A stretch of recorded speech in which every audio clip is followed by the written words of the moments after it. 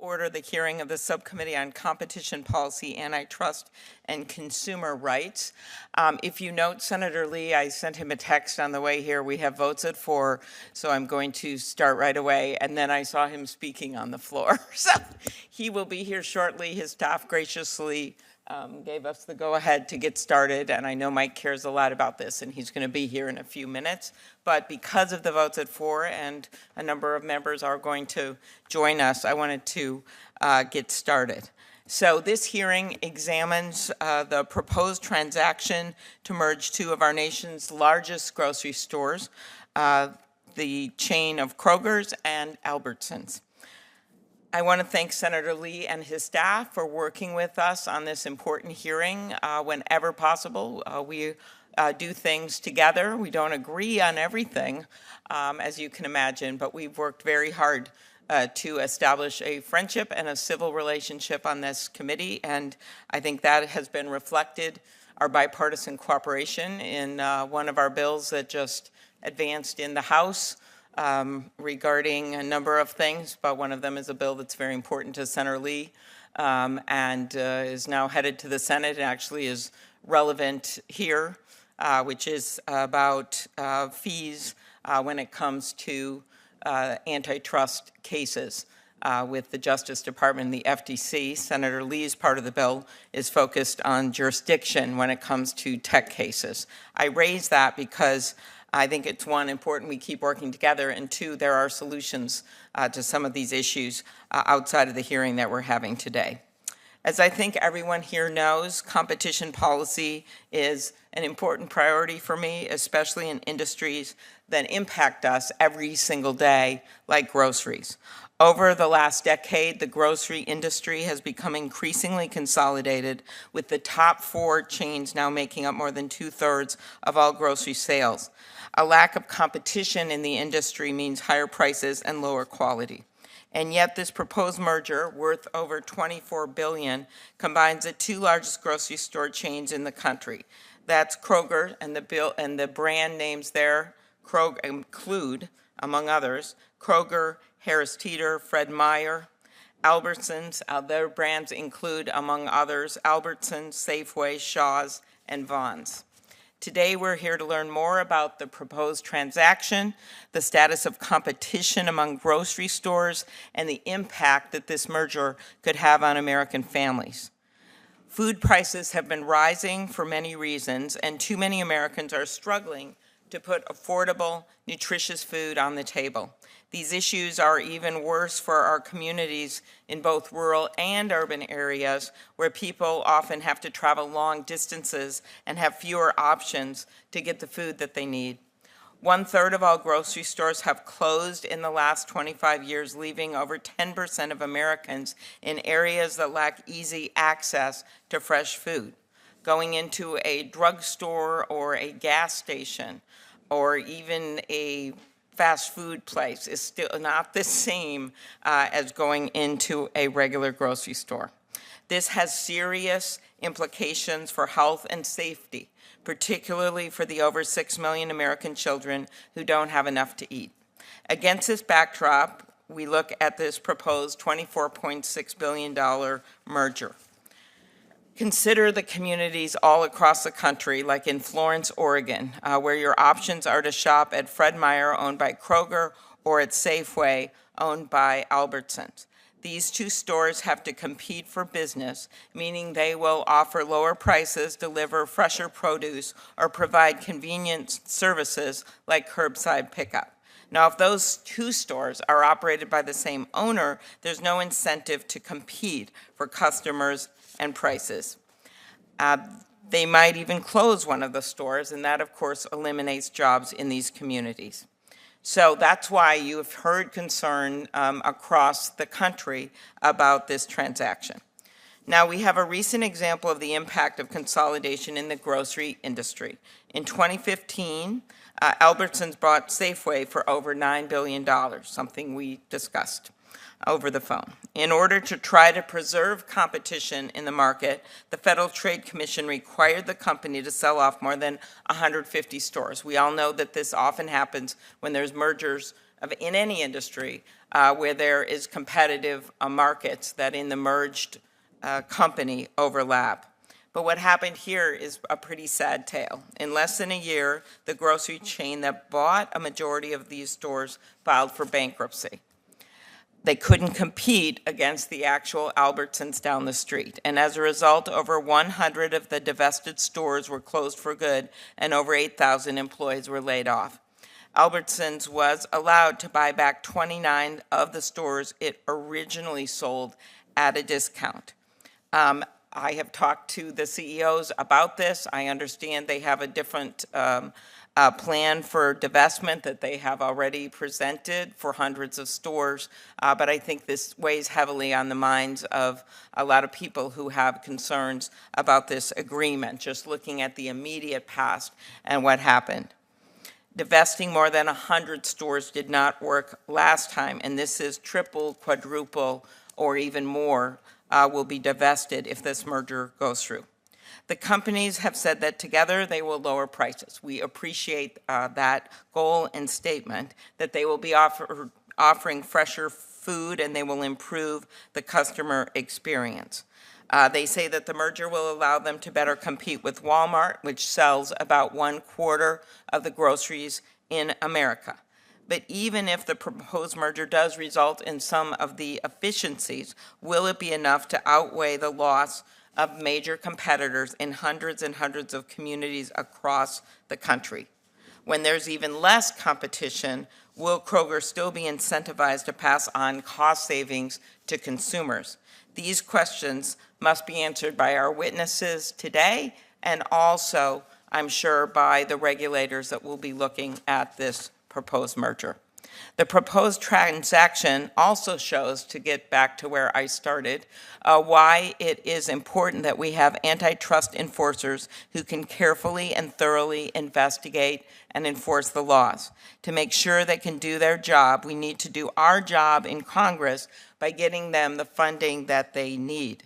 Our antitrust agencies can't take on the increasing consolidation in our economy, whether it is grocery stores or Ticketmaster, ask the Taylor Swift fans, or in tech with just Band-Aids and duct tape. And this applies to both the review of mergers, the enforcement of consent decrees, and any other provisions and requirements that we believe as a country to ensure competition and to protect capitalism, something that has always been a focus of our economy, that we want to put in place.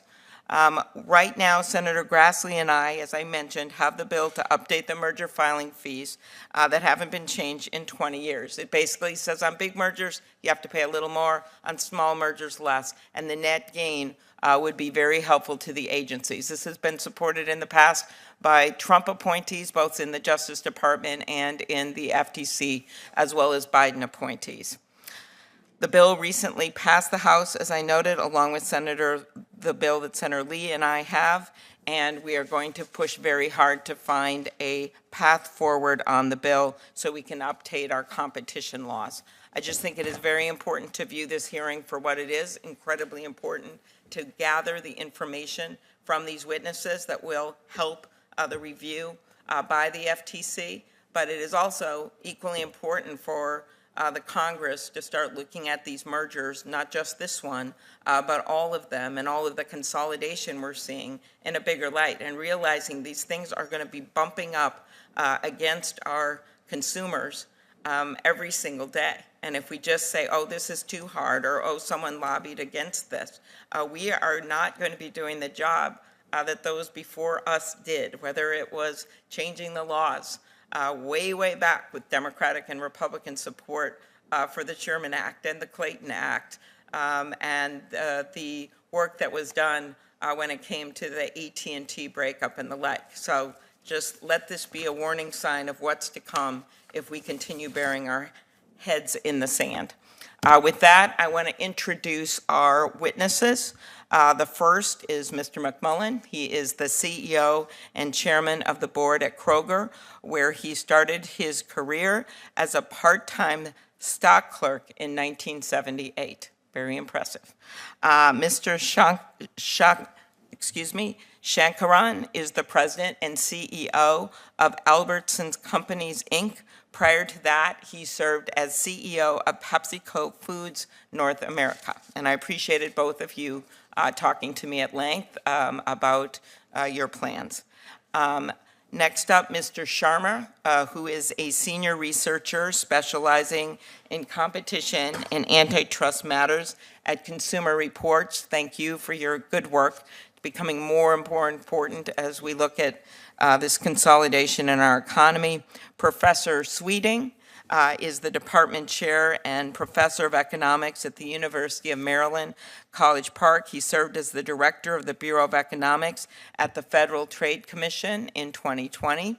And then finally, Mr. Needler, who is the president and CEO of Fresh Encounter, Inc., which is an independent grocery retailer headquartered in Ohio. He is a third-generation grocer. So I thank our witnesses, and I'm very pleased that maybe I'll swear them in, and then we will hear from my friend and colleague, Senator Lee. So if the witnesses could now please stand, raise your right hands. Do you swear that the testimony you will give before the subcommittee shall be the truth, the whole truth, and nothing but the truth, so help you God? Thank you very much. You'll be seated. I'm going to recognize Senator Lee, and then we will hear your testimony. Thank you.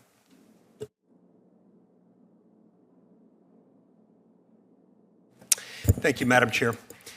Millions of Americans just gathered for a Thanksgiving meal, one that was more expensive than any other before it, as grocery prices have risen more than 13% just over the last year. Turkeys, in particular, were estimated to be 73% more expensive this year than they were last year. Sadly, many consumers have started reporting that they now have to choose between buying groceries to feed their families and putting gas in their cars to get to work. Inflation, to put it gently, is wreaking havoc on our entire economy. But not on the grocery industry, it appears. In fact, earlier this year, Kroger CEO Rodney McMullen confessed that, quote, "a little bit of inflation is always good in our business," close quote. Well, it must have been very good this year, as Kroger has now amassed enough to spend $24.6 billion to buy up one of its largest competitors, Albertsons. If this feels like deja vu all over again, that's because it is. Back in 2015, Albertsons acquired Safeway for $9.2 billion. As a condition of approving that particular merger, the FTC required Albertsons to divest 168 of its stores. When the largest buyer of the divested stores went bankrupt just 9 months later, not even a full year, Albertsons bought back some of the very same stores that it had been required to give up in order to avoid violating the antitrust laws and in order to allow the merger to go through.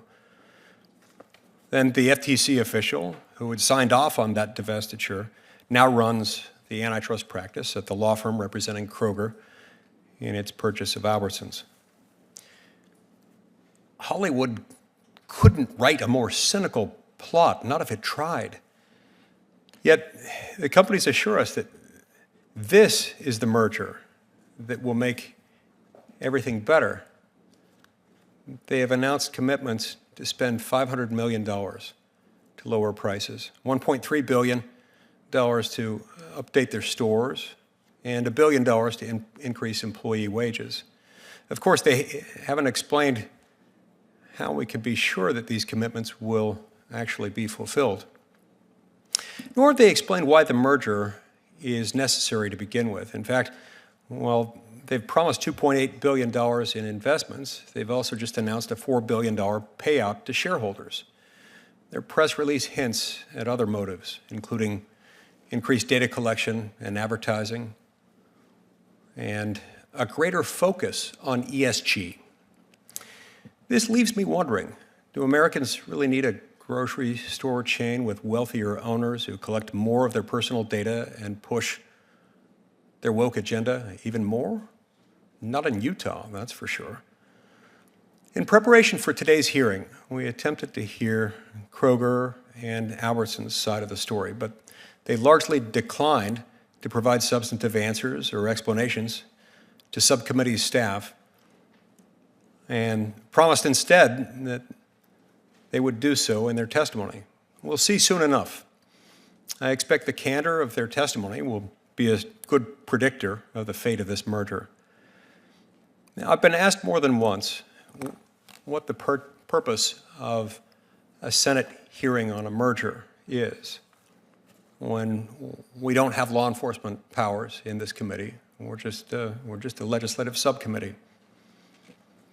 Simply put, hearings like this one provide an important opportunity for the American people to better understand an economic transaction over which they have little say, but which so intimately affects their lives and their livelihoods. It also gives us a chance to review the adequacy of our laws protecting competition. That is certainly the case today.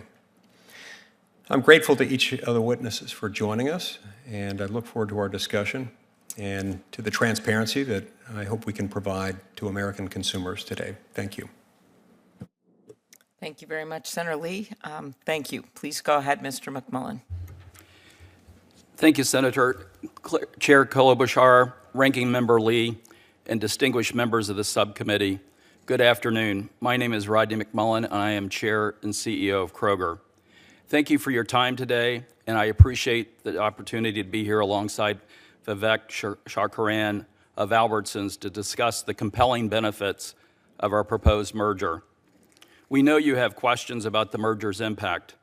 Today, we will share our strong conviction that this merger will enhance competition, lower prices, improve the customer experience, and create investments in our associates, while securing the long-term future of union jobs. I thought I would share just a little bit about me before I talk a little bit more about some of the Kroger insights. I grew up in a union household, and my parents bought a small farm. I began my career, as the senator shared earlier, stocking shelves at a Kroger store in Lexington, Kentucky in 1978. And I would have never imagined to have the job I have today. The grocery industry has changed significantly throughout my career, and Kroger continues to evolve. When I joined Kroger, the average family bought most of their groceries during a weekly trip to their neighborhood store. Today, the industry is larger, more complex, and more competitive, with near endless opportunities and options of where and how to shop. At Kroger, when we discuss competition, we look at where customers are actually shopping for food and eating, today and in the future. Customers purchase food everywhere, from Walmart and Trader Joe's to Costco and Aldi to Dollar General, 7-Eleven, Walgreens, and restaurants, for example. Notably, nearly every competitor I just named is non-union. Today, Kroger ranks fourth in total revenue behind Walmart, Amazon, and Costco, and we compete with these companies to sell groceries. The combined company will remain at number 4. We work every day to deliver the high-quality products and value our customers want. We operate on razor-thin margins. This merger will give us the flexibility, national footprint, and digital capabilities to compete more effectively. Our commitment is to provide fresh, affordable food for everyone. This is especially important today when inflation impacts so many families. We help our customers save money with low everyday prices, personalized promotions, fuel rewards, and best-in-class Our Brands products. And just FYI, Our Brands, a lot of people would call it private label, but we call it Our Brands. This merger will allow us to compete even more.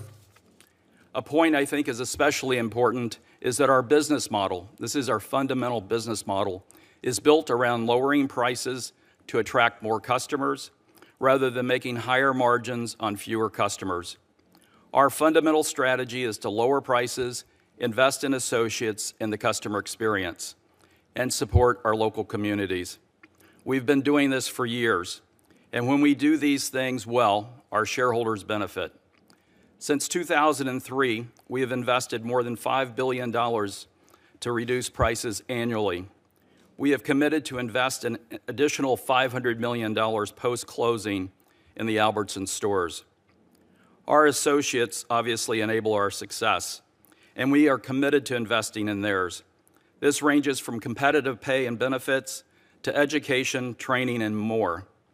Since 2018, Kroger has invested an incremental $1.2 billion in wages and comprehensive benefits, and a total of 25.9% increase. We've committed to invest an additional $1 billion post-closing. This transaction will secure union jobs. Since 2012, we've grown our unionized workforce by more than 100,000. We will not close any stores, distribution centers, or manufacturing facilities, or lay off any frontline associates as a result of this merger. We are equally focused on creating a more sustainable food system through Kroger's Zero Hunger, Zero Waste commitment. Since 2017, we've directed a total of $1.65 billion in food and funds to end hunger, including donating more than 2.3 billion meals. I'm incredibly proud of the impact and look forward to doing even more alongside Albertsons. After closing, our commitments are to lower prices starting day one, continue investing in our associates and stores, and doing even more in our communities than either of us can do alone. Senators, this is what we do at Kroger is truly unique. This merger will allow us to fulfill these commitments to our customers, our associates, and our communities well into the future. Thank you for your time. Thank you very much, Mr. McMullen. Next up, Mr. Shankaran. Thank you, Senator. Chairwoman Klobuchar, Ranking Member Lee, and members of the subcommittee, my name is Vivek Shankaran, and I'm Albertsons Chief Executive Officer. I appreciate the opportunity to be here today with Rodney McMullen, CEO of Kroger, and to share my views on why Albertsons' proposed merger with Kroger is good for consumers and the communities we serve, why it will result in more competition, not less, and why it will provide our employees with security and create one of the largest private sector union employers in our country. I'm humbled to sit before you. Both my story and the story of Albertsons are American stories. I'm a fortunate immigrant American. I came to the United States in 1986 to earn a master's in engineering from Georgia Tech.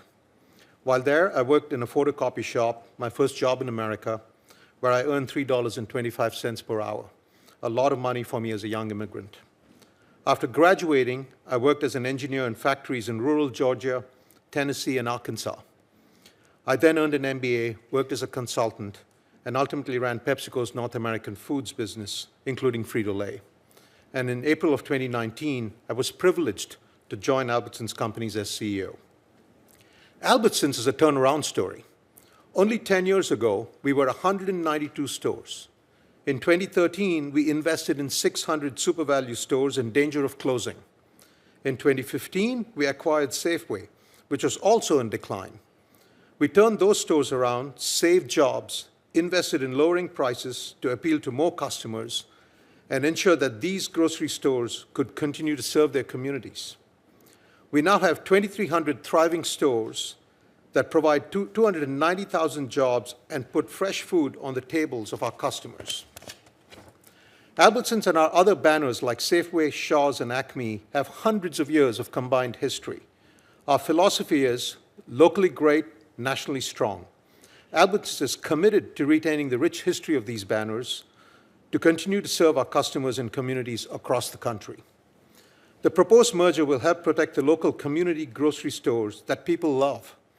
Kroger-Albertsons stores will continue to be the staples of their local communities, the places where teenagers have their first jobs, kids pick out a special birthday cake from the baker, the longtime cashiers, florists, and butchers know customers by name and work for decades at our stores with good pay and benefits to provide for their own families. To understand why we at Albertsons believe a merger will help us continue to thrive in local communities, I want to reiterate what Mr. McMullen described in his testimony. The marketplace for groceries over the past decade has completely transformed, making the competition for consumers fierce. The best way to compete with mega stores like Walmart and highly capitalized online companies like Amazon will be through a merger with Kroger. And even after this merger, Walmart, Costco, and Amazon will have nearly 3 times the share of grocery sales as Kroger and Albertsons combined. Finally, I would like to endorse what Mr. McMullen stated in his testimony regarding the benefits of the proposed Kroger-Albertsons merger. And I'd like to add that this transaction is good for Albertsons' loyal customers, employees, and communities. First, our customers come to our stores to get quality products at a fair price, and I'm confident that this merger will help us do even better. For example, at Albertsons, we invest in manufacturers, transporters, and farmers to ensure that we have a stable supply chain. And this merger will allow us to provide more volume stability so manufacturers and farmers can have the certainty to invest in assets, plant production, and plant crops, reducing supply chain costs for consumers. This merger will also benefit Albertsons employees. Albertsons has a rich history of creating jobs, adding nearly 20,000 jobs over the last 5 years, while maintaining a productive and positive relationship with our employees and their unions. The combined company will be the largest private sector union retailer in the country and provide our employees with greater opportunities and options as we compete with non-union companies like Amazon and Walmart. The merger is also a win for the communities Albertsons serves. Albertsons has a long history of caring for our local communities. Over the last 10 years, Albertsons has contributed over $1.5 billion to fight hunger in our communities. We serve remote and underserved communities across this country, from rural towns in Alaska and Montana to urban neighborhoods with the need for fresh food, from Los Angeles to Chicago to Newark. The merger will further solidify our presence into the future. Thank you again for the invitation to come before you today. I look forward to answering your questions. Very good. Thank you. Mr. Sharma. Thank you. Good afternoon, Chairman Klobuchar, Ranking Member Lee, and subcommittee members. Thank you for the opportunity to appear before you today on behalf of Consumer Reports. Consumer Reports was founded 85 years ago as part of a mission to work for a marketplace that is fair and just for all. We have emphasized the fundamental importance of competition to ensure that the market works for everyone. Kroger and Albertsons claim that this merger will benefit consumers. We are not convinced. I'll make 3 main points in my remarks. The first, the transaction will result in less competition, which will be bad for consumers. The proposal is to merge the first and second biggest supermarkets in a sector that's already consolidated. And the supermarket is the right framework to consider for the proposed transaction.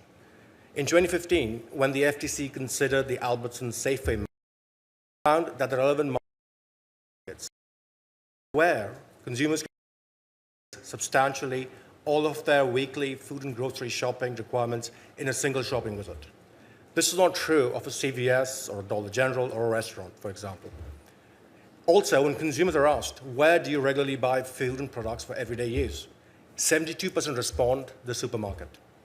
So when you consider where the competitive constraints which motivate these businesses to be responsive to consumers' interests come from, it's mainly other supermarkets.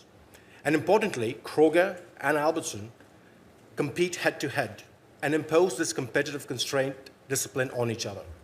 Kroger's 2021 fact book lists Albertsons as one of its main competitors in 5 out of 10 of Kroger's top markets, covering a total of 546 Kroger stores. Of its 49 top markets, Albertsons is listed as one of the main competitors in 14, covering 814 Kroger stores. Another example of this competitive dynamic is that compared to other retail chains, Kroger and Albertsons have a higher percentage of product promotions on discounts. Use these incentives, longer face competition from Albertsons. The consolidation will also reduce to consumers. Their combined R brands portfolio will become one of the largest in the US. My second point, the claimed benefits of the merger are uncertain, and it is unclear if these will benefit consumers. First, Albertsons and Kroger acknowledge the uncertain nature of any benefits of the proposed transaction in their own merger investor presentation. This is understandable given the complexity of integrating and rationalizing different fulfillment systems, store brand product portfolios, etc. Second, Kroger states that the deal accelerates Kroger's go-to-market strategy. This may be good for Kroger, but it is not a benefit from the merger for consumers. For example, Kroger recently launched Boost, its loyalty program nationwide, announced the opening of 11 central fulfillment centers, and opened 17 fuel locations. So the acquisition of more fulfillment centers of fuel locations via the proposed transaction is not a merger-specific efficiency which will incentivize Kroger to improve competition. It is investing in the... Another claim is that Kroger will be able to better personalize and loyalty programs after the merger. But again, it is something it's already doing. Finally, even if there are some efficiencies that are merger-specific, these cost savings are unlikely to be passed on to consumers. Why would any of those savings be shared with consumers unless competition incentivizes these companies to do so? These are, after all, profit-maximizing corporations. My third point, even if the parties sell some stores, this is unlikely to preserve competition. The details of any divestiture that the parties propose are unknown. The number of stores, whether these stores will be in proximity so that they can form a regional chain, or whether the divested stores will have all the business elements required to operate independently. But the logic of any divestiture in this instance is strange. The deal rationale given by the parties, which we dispute, is that it will allow them to be more competitive in the market by growing their store footprint, increasing the number of fulfillment centers, growing their store brands portfolio, and the ability to analyze more data. Yet the divested company will have less of each. How is supermarket deal rationale is to be believed? More generally, emerging parties have incentives to make sure that the purchaser of divested assets is not an effective competitor. This is illustrated, in our view, by the failed divestment of the 168 stores that the FTC required when Albertsons and Safeway merged. To conclude, then, we are skeptical that the benefits of the deal, as claimed by the parties, will be realized. The most likely outcome of this merger between the two largest supermarket chains will be to significantly lessen competition, lead to higher prices, fewer choices, and worse supermarket and grocery access for consumers in some neighborhoods. Thank you again for the opportunity for speaking with you, and I'm happy to answer questions. Thank you very much, Mr. Sharma. Professor Sweeting. Chair Klobuchar, Ranking Member Lee, and distinguished members of this subcommittee, I am honored to testify today and look forward to participating in the discussion. In 2020, I served as Director of the Bureau of Economics at the FTC. In that position, I oversaw economic analysis of horizontal mergers, including in retail, and I advised the Commission when it was making enforcement decisions. While I think that agencies take broadly the right approach to analyzing mergers, it is important to always learn from past experiences and from what other agencies are doing. This is one reason why I was proud to be involved in revamping the FTC's merger retrospective program, which tries to promote exactly these types of learning. Grocery merger retrospectives have found that prices have risen after some mergers, especially in markets that were already concentrated, but that some mergers have lowered prices, suggesting possible efficiencies. Today, I want to make a few comments about what we can learn from the FTC's retrospective analysis of its own merger remedies, and also from the UK Competition and Markets Authority's 2019 inquiry into the proposed merger between Asda and Sainsbury's, chains that operated over 2,000 stores across the UK. So when I suggest how these lessons may apply to Kroger and Albertsons, I should be clear that my knowledge of this transaction comes only from what I have read in the press. Economics predicts that after a horizontal merger, the incentives of the merged firm to raise prices will depend on the degree of diversion between the merging chains. In this setting, suppose that my local Safeway, owned by Albertsons, raised its prices.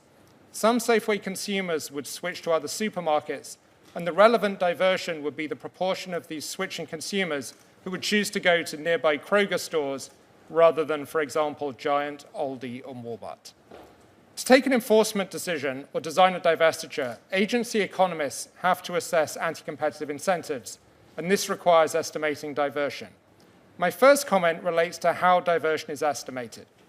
In some settings, existing market share data can be useful, and in grocery, sometimes loyalty card data or firm documents can also tell you where else a chain's consumers also shop.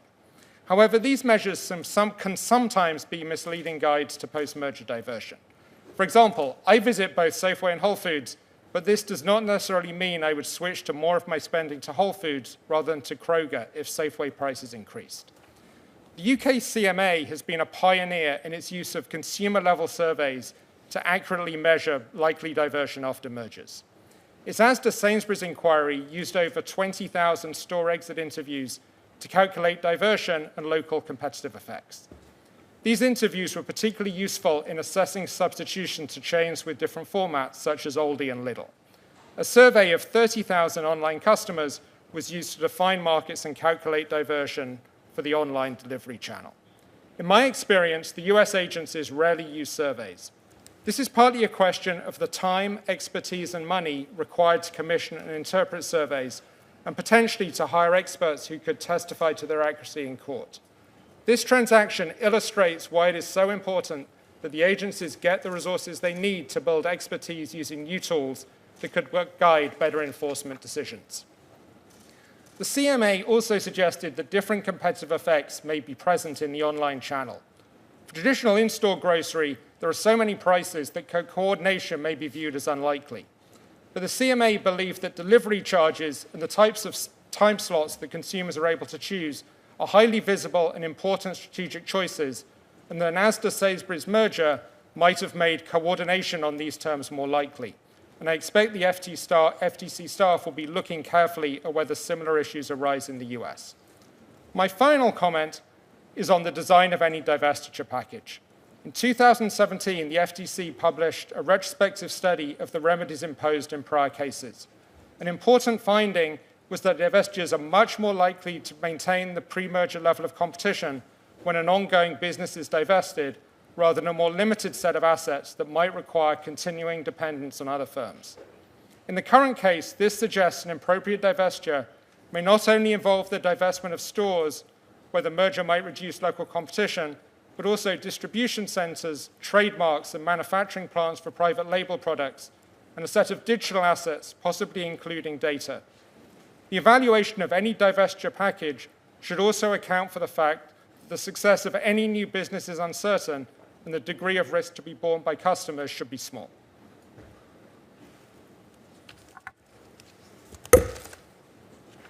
Thank you very much, Professor Sweeting. Next up, Mr. Needler.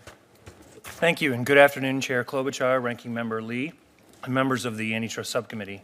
Thank you for inviting me to testify. My name is Michael Needler, Jr. I'm the president and CEO of Fresh Encounter, an independent retail grocery chain based in Northwest Ohio.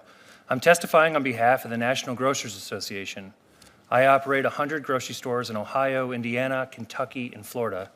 I'm a third-generation grocer, and I, too, Rodney, started as a bagger. My grandfather started the business in 1964, and I acquired the company from my father a few years ago. Our business serves markets ranging from rural communities to inner-city neighborhoods. In some cases, we're the only full-service grocery in that community. When I took over the leadership of our business, I had about 25 stores, and we faced difficult decisions as we confronted extreme margin pressures and eroding sales. I determined that the only way to survive was to scale up, similar to the strategy that Alberts took and Vivek described. I took a big risk, and we were able to double and triple the size of our business after 4 acquisitions of struggling companies. With each transaction, our size and our sophistication grew. I'm not opposed to enterprising growth, and frankly, I'm agnostic about the proposed transaction that we discussed today, as these are 2 very fine companies that could see great benefit from one another, just as I did with each one of my acquisitions, and it helped me further delight my customer. However, I am concerned that if guardrails are not in place, long-term competition and thus consumers could be harmed. Our view is this: America's grocery sector is getting less competitive from increasing concentration and unchecked buyer power due to a lack of enforcement of the Robinson-Patman Act. On a daily basis, dominant retail chains force suppliers to choose between a level playing field and discrimination against independent grocers who have no legal recourse. Although these problems are not new, grocery power buyers have entrenched their dominance in the pandemic era as supply chains broke down and inflation took hold. In the early part of the pandemic, independent grocers like me struggled to stock must-have products. Meanwhile, the largest national chains demanded on-time, complete orders by threatening suppliers with steep penalties. As inflation surged, independent grocers experienced faster acceleration of wholesale costs relative to retail pricing at larger competitors, creating even deeper margin compression. In the midst of this disruption, the news of Kroger-Albertsons merger was not surprising to me. The reason for the economic realities I just described and the reason for the merger announcement can be boiled into two words: buyer power. This is evidenced by the argument Kroger keeps repeating that the merger will enable it to compete with large players like Walmart and Amazon. But what does that really mean? Members of this subcommittee know better than anybody that the capacity of Amazon to discriminate against third-party sellers and engage in successful predatory pricing campaigns. This behavior isn't unique to big tech. For years, we've seen large competitors use buyer power over grocery suppliers to get superior terms and to force discrimination against competitors. Likewise, countless grocers have been put out of business in areas where we now consider food deserts through successful predatory pricing campaigns. In many of my markets, my customers continuously get coupons for free groceries from large competitors. And I don't know any other way to point out predatory pricing than buying your competition's customers with coupons for free groceries until they're out of business. With the merger of Kroger and Albertsons, what we fear is the creation of another power buyer like Walmart, where the combined firm gains significant more leverage over suppliers. What this really means is that they'll be able to extract funds from our suppliers at our expense. Let me say it again. We're agnostic on the transaction. We are not afraid to compete against anyone, no matter how big. But what we do oppose is the lack of constraints on buyer power, which thwarts our ability to compete on price. Over 80 years ago, Congress wrote Robertson-Patman Act to prohibit economic discrimination against independent businesses. Those laws are still in the books, but the FTC and DOJ have not brought any case in over 20 years. This failure is especially evident across rural American towns that have lost grocery stores. It's time to dust off these tools, protect the free market, our food supply, and the American consumer. The RPA must be enforced or revived through legislation to limit the damage that large firms are inflicting on the competition. Secondly, should a merger be approved, the divestitures must consider the broad economic realities of grocery retailing in today's economy. We must learn from the failure of Safeway and Albertsons, meaning that the FTC must use a microscope on a market-by-market basis down to the street corner to ensure that the combination doesn't harm consumers or leave communities vulnerable. Divestitures should give capable local operators the chance to buy these divested assets. Thank you, and I look forward to answering any of your questions. Thank you for your thoughtful testimony, Mr. Needler. Just to back you up, Antitrust Division at the Department of Justice has 350 fewer employees today than it did in 1979. FTC is only 2/3 of the size it was in 1980. It's not the only reason some of this is happening, but it's one of them, and a major one. With that, Senator Lee has to go to the floor, so I'm going to allow him to go first with his questions. Please go ahead. Thank you, Madam Chair.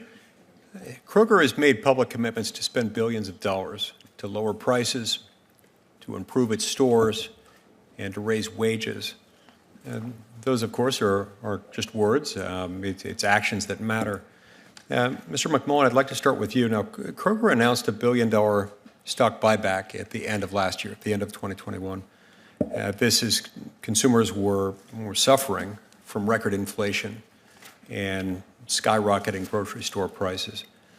Things have gotten considerably worse since then compared to food costs in January of 2021, just the beginning of last year. The average U.S. household paid an additional $110 for food in the month of October of 2022. The average Utah household paid an additional $125 in October of 2022, so it's even worse in Utah. If Kroger wasn't passing on savings to consumers when it was competing with Albertsons, because competition very often is what brings down prices. It's one of the few things that can be counter-inflationary when you've got people competing against each other. It tends to bring down price and enhance quality. Then why would we think it would pass on savings after it eliminates that competition? Thank you, Senator, for the question. The commitment that we've made as a company, and if you look at our track record, would support that. We've lowered our pricing by over 3% if you look at since 2003, and on an annual basis, that works out to $5 billion per year. If you look at our merger with Harris Teeter, we've lowered our gross profit rate to more than $100 million per year there. If you look at our merger with Roundy's in Wisconsin, we've also lowered pricing there by about $130 million per year. So it's really, when you look at our fundamental model, what we have found is increasing and lowering pricing relative to any of our competitors. And I define competition pretty broad, so Walmart would obviously be our largest competitor, Costco would be number 2, and et cetera. We continually, what we have found is by giving customers a better value, using personalized pricing for each household based on what's really important to that household and passing those savings, that creates more loyalty. And then we also really focus on fresh foods. And that's really, from a competitive standpoint, we always try to make sure that we have the freshest product in the market so it will last longer for the customer when they get it home. These commitments that you're describing, price-wise and otherwise, are those binding commitments? They're legal. From a legal standpoint, sir, I don't know the answer to that, but from a business standpoint, that is our commitment. Right. And absolutely. I can't imagine that they would be binding unless it were built into a condition of the approval. Mr. Sankaran, Albertsons just proposed handing out $4 billion to its shareholders, which dwarfs the $2.8 billion in commitments tied to the merger. Why do Kroger and Albertsons need to merge in order to lower their prices and treat their employees better when it seems like they already have the money to do so now?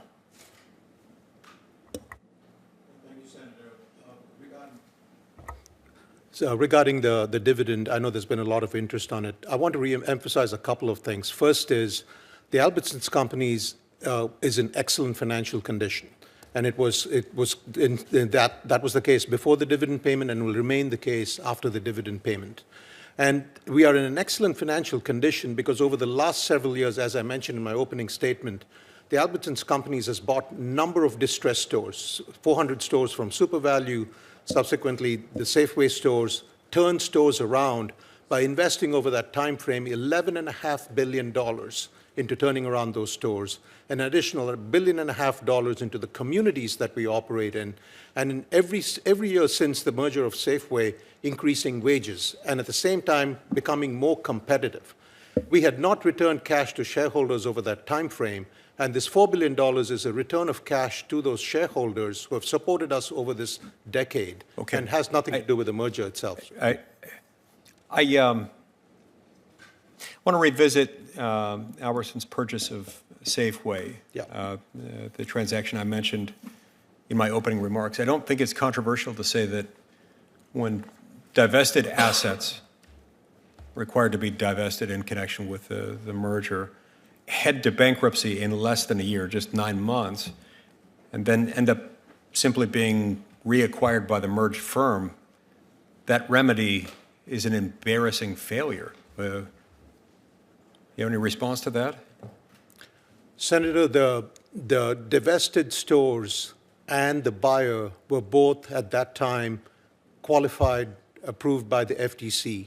We did everything we could to help the Hagen stores at that time, and when it didn't work, we bought it. But if you step back and look at the bigger picture, the merger, by any measure, is a success, where we put two companies together, one of them struggling, and have turned them around, and we're sitting at the table with the financial performance we have because of that merger. Can I ask one more very quick follow-up? Mr. McMullen, my time's about out. With personalized pricing, does that just mean that they charge different prices to different consumers? And isn't that all you mean by that, the personalized pricing? No, personalized pricing would be what's most important to that household. So if it's a customer on a budget, they're much more focused on entry price point items, so you would identify items that are most interested for that customer. So it's really looking at each household, what's important to them, and personalizing offers for that particular household. Okay, I see my time's expired. Thanks. Okay, very good. Thank you. I'm going to follow up on one of Senator Lee's questions that he asked you, Mr. McMullen, about the price cut promises and the like. What is the timetable for implementing the price cuts if this merger will be approved, and who will analyze whether or not you meet that commitment? It will start day one. Obviously, we're not able to do any of the analysis before we merge because of the information that's involved, but it will start immediately on day one, and we would expect that the $500 million to be over a 4-year time horizon as well. Okay, so, I think one of the reasons you see some cynicism up here about these price reductions is that we've seen increasing consolidation in the grocery market, and we've seen, as you know, consumers for a variety of factors, but we believe one of them is consolidation. If you look at the history of this country and what happens when you have consolidated markets, is consolidation. With reduced competition, even more reduced competition in the grocery store market, won't Kroger feel less competitive pressure to keep prices low? And we're basing this in part on the comment that Senator Lee repeated, where you said that with regard to inflation, you've been very comfortable with our ability to pass on the increases that we've seen at this point. And your operating profit increased from $2.8 billion in 2020 to $3.5 billion in 2021. That's a 25% jump. And so that is why you're sensing some cynicism about this idea about bringing prices down when we have even less competition. So do you want to respond to that? Yes, Senator, thank you for the question and the directness of the question as well.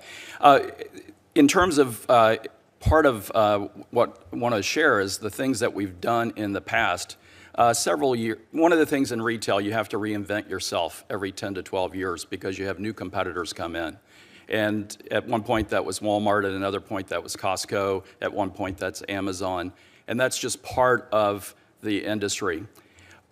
Part of that reinvention is always being making sure the customer gets a better value for their money.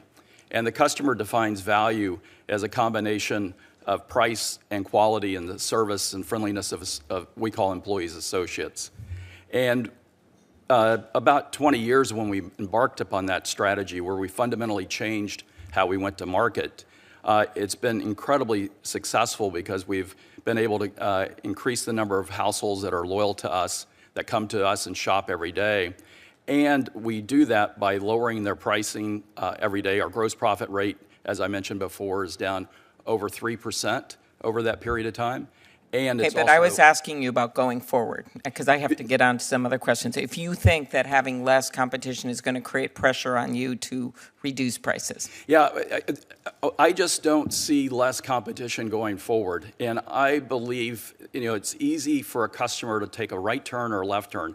And we will continue to invest in pricing because it's incredibly important to our customer. We'll also invest in service and fresh product. Well, in your own published report, if I could just get a little more focused here, that's the Kroger Fact Book for 2021. It lists 49 major markets where you have 9 or more stores in a city, and it says that you have the number 1 or 2 market share in 41 of the 49 markets already today, and that's without even accounting for the Albertsons stores. Looking just at full-service grocery stores for a moment, not gas station stores, not ones where you can just pick up a few things, but stores that have produce, that have fish, that have butchers. What is your market share today? And do you think, just as you've done here with your own fact book, do you think that you should be considering market share on a market-by-market basis instead of a nationwide basis? We would look at market share in both both areas, and we always have, because from a local basis, looking at market share, the infrastructure that from a warehouse, some of the other parts are incredibly important to create efficiency. So we would always look at market share from both perspectives, and when we're talking to our board at our business plan meeting, we would be looking at it as well. I'm going to ask Mr. Sharma and Professor Sweeting about this. When you look at market share, should we look at shares of revenue nationwide or a market-by-market basis when it comes to a competitive analysis? Is it where you live and where you shop, or is it let's look at the whole nation? Because consumers choose their grocery store from what's available to them locally, the fundamental building block of any competitive analysis is going to be kind of local market structure and local market shares. Mr. Sharma? Let me just zoom out and say, make an analogy here. Say, we compete with China as a country, and that's why we probably passed the CHIPS Act. We can also argue you compete with Ecuador or Portugal, and those are competitors in some sense, but that's not what drives policy. And I believe a similar thing is true of companies. You got to look at who is imposing pricing constraint and who. And as you mentioned, in the same 2021 fact book, Kroger lists Albertsons as one of its main competitors in many of these markets in over 800 stores. So I think that should be an important focus. Those main markets should be an important focus of competition. Mr. Needler, you've done well. You're a strong competitor out there, up against a lot with these chain stores. When you look at your market position, do you look at it at a national level or in your own market? Yeah, look, so we think in terms of, if you were to look at this in terms of two lenses, pricing and buying, market share for us, we think customer to customer, church to church, corner to corner. How many Little League teams have we been able to sponsor this year? But so I think when you break down market share, the pricing power comes through a local basis, but when you look at it on a national basis, that's where they really accelerate their buyer power on the CPGs. So when they're that big, they become a very big market concern for CPGs. And you look at like some of these major publicly traded companies that list in their public filings, a big risk is concentration of customers, where if you say, pick XYZ brand is only 0.5% of Walmart sales, but 40% of the CPG sales, who's got that power, right? So, creating this environment where they have such a large national basis, that's where the market share becomes relevant from a buying perspective, but not necessarily on a consumer basis. Thank you, Mr. Needler, for your practical advice. Last question, Mr. Shankaran. When Albertsons brought Safeway, we talked about that. It divested more than 150 stores. We talked about the kind of tragic end of that with the company that bought them facing bankruptcy. With the recent, or in bankruptcy, a lot of the stores failed. With that recent history of failed divestitures, why should we have faith that divesting stores would work now? Senator, the divestitures are in those markets where some others have mentioned, the witnesses have mentioned that there is some overlap. There's two ways we're planning this. One is divestitures that would go to credible buyers, once again determined by the FTC, qualified buyers who have the capacity and capability to take these stores and add to their franchise. And second, we have also conceptualized the notion of a SpinCo. The SpinCo will be owned by the current shareholders of Albertsons companies, the current board of the Albertsons companies. It'll have equity value, and the SpinCo and this is a group of leaders that have experience in having started with a 192 chain store in the past and built it to the company we are today. Okay, very good. We're going next to Senator Padilla, then to Senator Cotton, I believe. So, and we also, Senator Hawley is here as well as Senator Blackburn. Senator Padilla. Thank you, Madam Chair. As we've heard today, Kroger and Albertsons seek to emerge at a time when hardworking families face rising prices at the grocery stores. This deal has a particularly large footprint in the state of California, where the two companies operate close to 900 stores. And so, needless to say, I am acutely aware and concerned about this merger. I'm concerned my constituents will experience higher prices, new food deserts, and reduced access to nutritious meals. And I'm concerned that our grocery workers risk lost jobs, reduced benefits, and suppressed wages. And these concerns are nothing new. In fact, when I was a member of the Los Angeles City Council some years ago, I authored an ordinance that limited the ability of new grocery store owners to lay off the former owner's grocery workers for 3 months. This was meant to protect the health and safety of consumers by ensuring that stores maintained an experienced and trained staff. You better believe that ordinance was challenged in court, was upheld, and is now state law in California. Now, with that being said, my first question is to both Mr. McMullen and Mr. Shankran. From what I could find in the city of Rancho Cucamonga, California, there are currently 11 retail grocery stores, 9 of which are owned by Kroger or Albertsons. In the community of San Pedro, part of Los Angeles, they have 5 retail grocery stores and 4 are operated by Albertsons or Kroger. I can point to many other communities up and down the state of California where my constituents will have clearly fewer retail grocery store options if this merger goes through. So in this particular market, competition is absolutely local, and fewer local options means less competition to keep prices low. Now, in your testimony, you both suggest that your stores compete with premium stores like Whole Foods and Sprouts, or warehouse stores like Costco, or expensive online grocery delivery services. But from my experience, consumers know better. Replacing the neighborhood grocery store with premium alternatives means a consumer would face a dramatic increase in the price of their basic staples, and likely the number of stops they would now need to make to buy what they need. So the question for both of you, I trust you know the profile of the consumers who shop at your stores. Do you really believe that your customers could easily substitute all the shopping that they do at your stores with shopping at Whole Foods or Costco or on Amazon? Senator, thank you for the question. When we talk to our customers, they typically tell us they shop at 5 or 6 different locations. And it's really what they need at that particular point in terms of convenience, ease, size of shop. So what we find is customers engage shopping at multiple different locations. In terms of the other part of your question, obviously, we are actively working with the FTC, and we will expect to continue to do that, and would expect that every market will be just as competitive going forward as it is today. Senator, I would reinforce what Mr. McMullen said about consumers shopping multiple different stores, Walmarts, Targets, Whole Foods, our store, drugstores, and dollar stores, all at the same time to finish their basket on a weekly basis.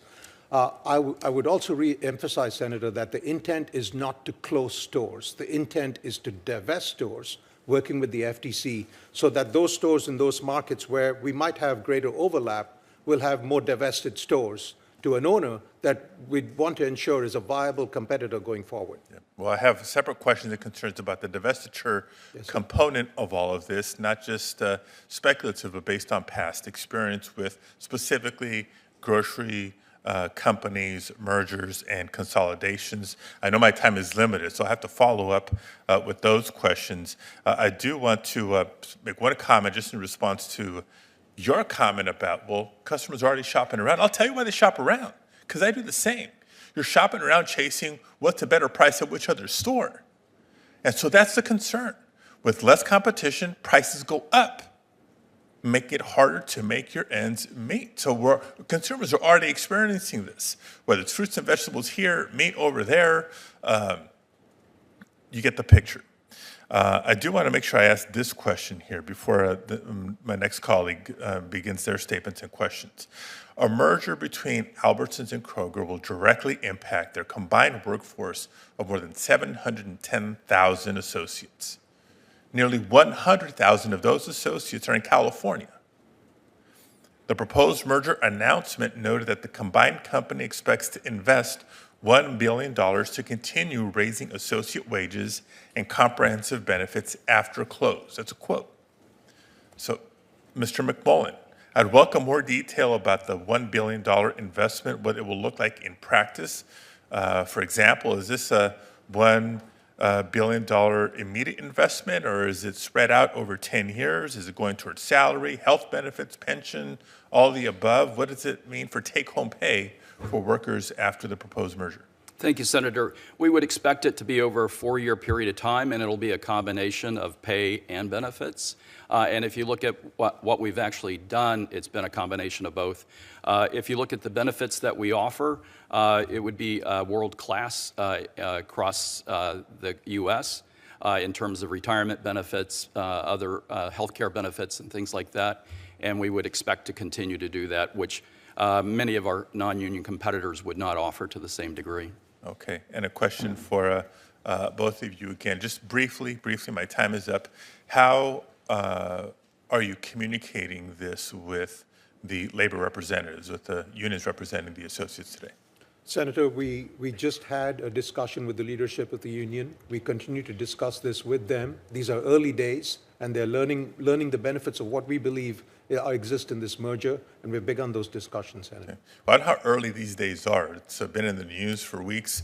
There's, in addition to the merger, news about dividends that we can get into later as well. So the sooner communication happens, the more thorough and transparent communication happens, the better. I now recognize Senator Cotton for his questions. Thank you. Mr. McMullen, I want to address Kroger's workforce practices and specifically how you accommodate or how you treat requests for accommodation. Let's suppose hypothetically that Kroger had a vegan worker with strong ethical beliefs about animal welfare. If she requested to work outside, say, the butcher department and instead in the produce department, would Kroger accommodate that request? Thank you, Senator, for the question. And it's one of the nice things about one of our retail stores. There's many different areas, and we routinely have people transferring between departments. Some of that is just personal interest. Some of that is to grow in their own personal career. And if you look at our store directors, 70% of our store directors started out as an hourly associate. So it's easy to accommodate somebody, and that accommodation is really based on their own desires and their own interests. Would you make such accommodations based on their Christian beliefs as well?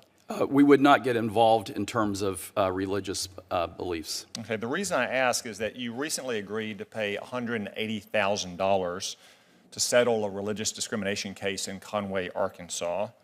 In that case, two Kroger employees, Brenda Lawson, age 72, and Trudy Rickard, age 57, declined the directive to begin wearing a new store apron with a multicolored heart symbol on it.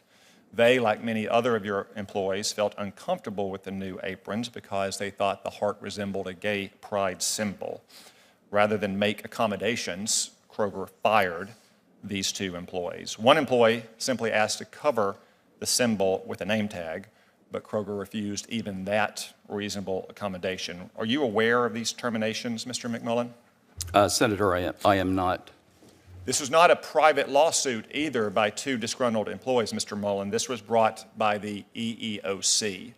So are you not aware when your company is sued for religious discrimination by the United States government? No, sir, I am not. Not always. Well, I'm disappointed by that. Are you aware that, Mr. McMullen, are you aware that Kroger has something called an allyship guide for its employees? Yes, Senator. Okay. In the allyship guide, you direct employees to stop using sir and ma'am because they're not inclusive. Do you expect 72-year-old employees in rural areas of Arkansas to really stop using words like sir and ma'am? If you look at our allyship guide overall, it's trying to support our associates in going forward and trying to be inclusive for everybody with all different beliefs.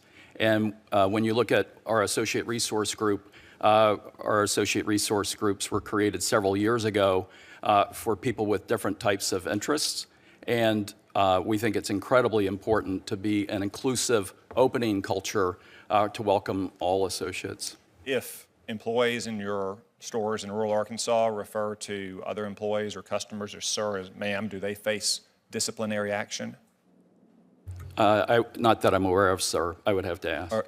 Are you still requiring employees to wear the apron with the rainbow heart symbol on it? Yeah, if you look at this, we put in place an apron several years ago because our associates wanted to have a common dress code.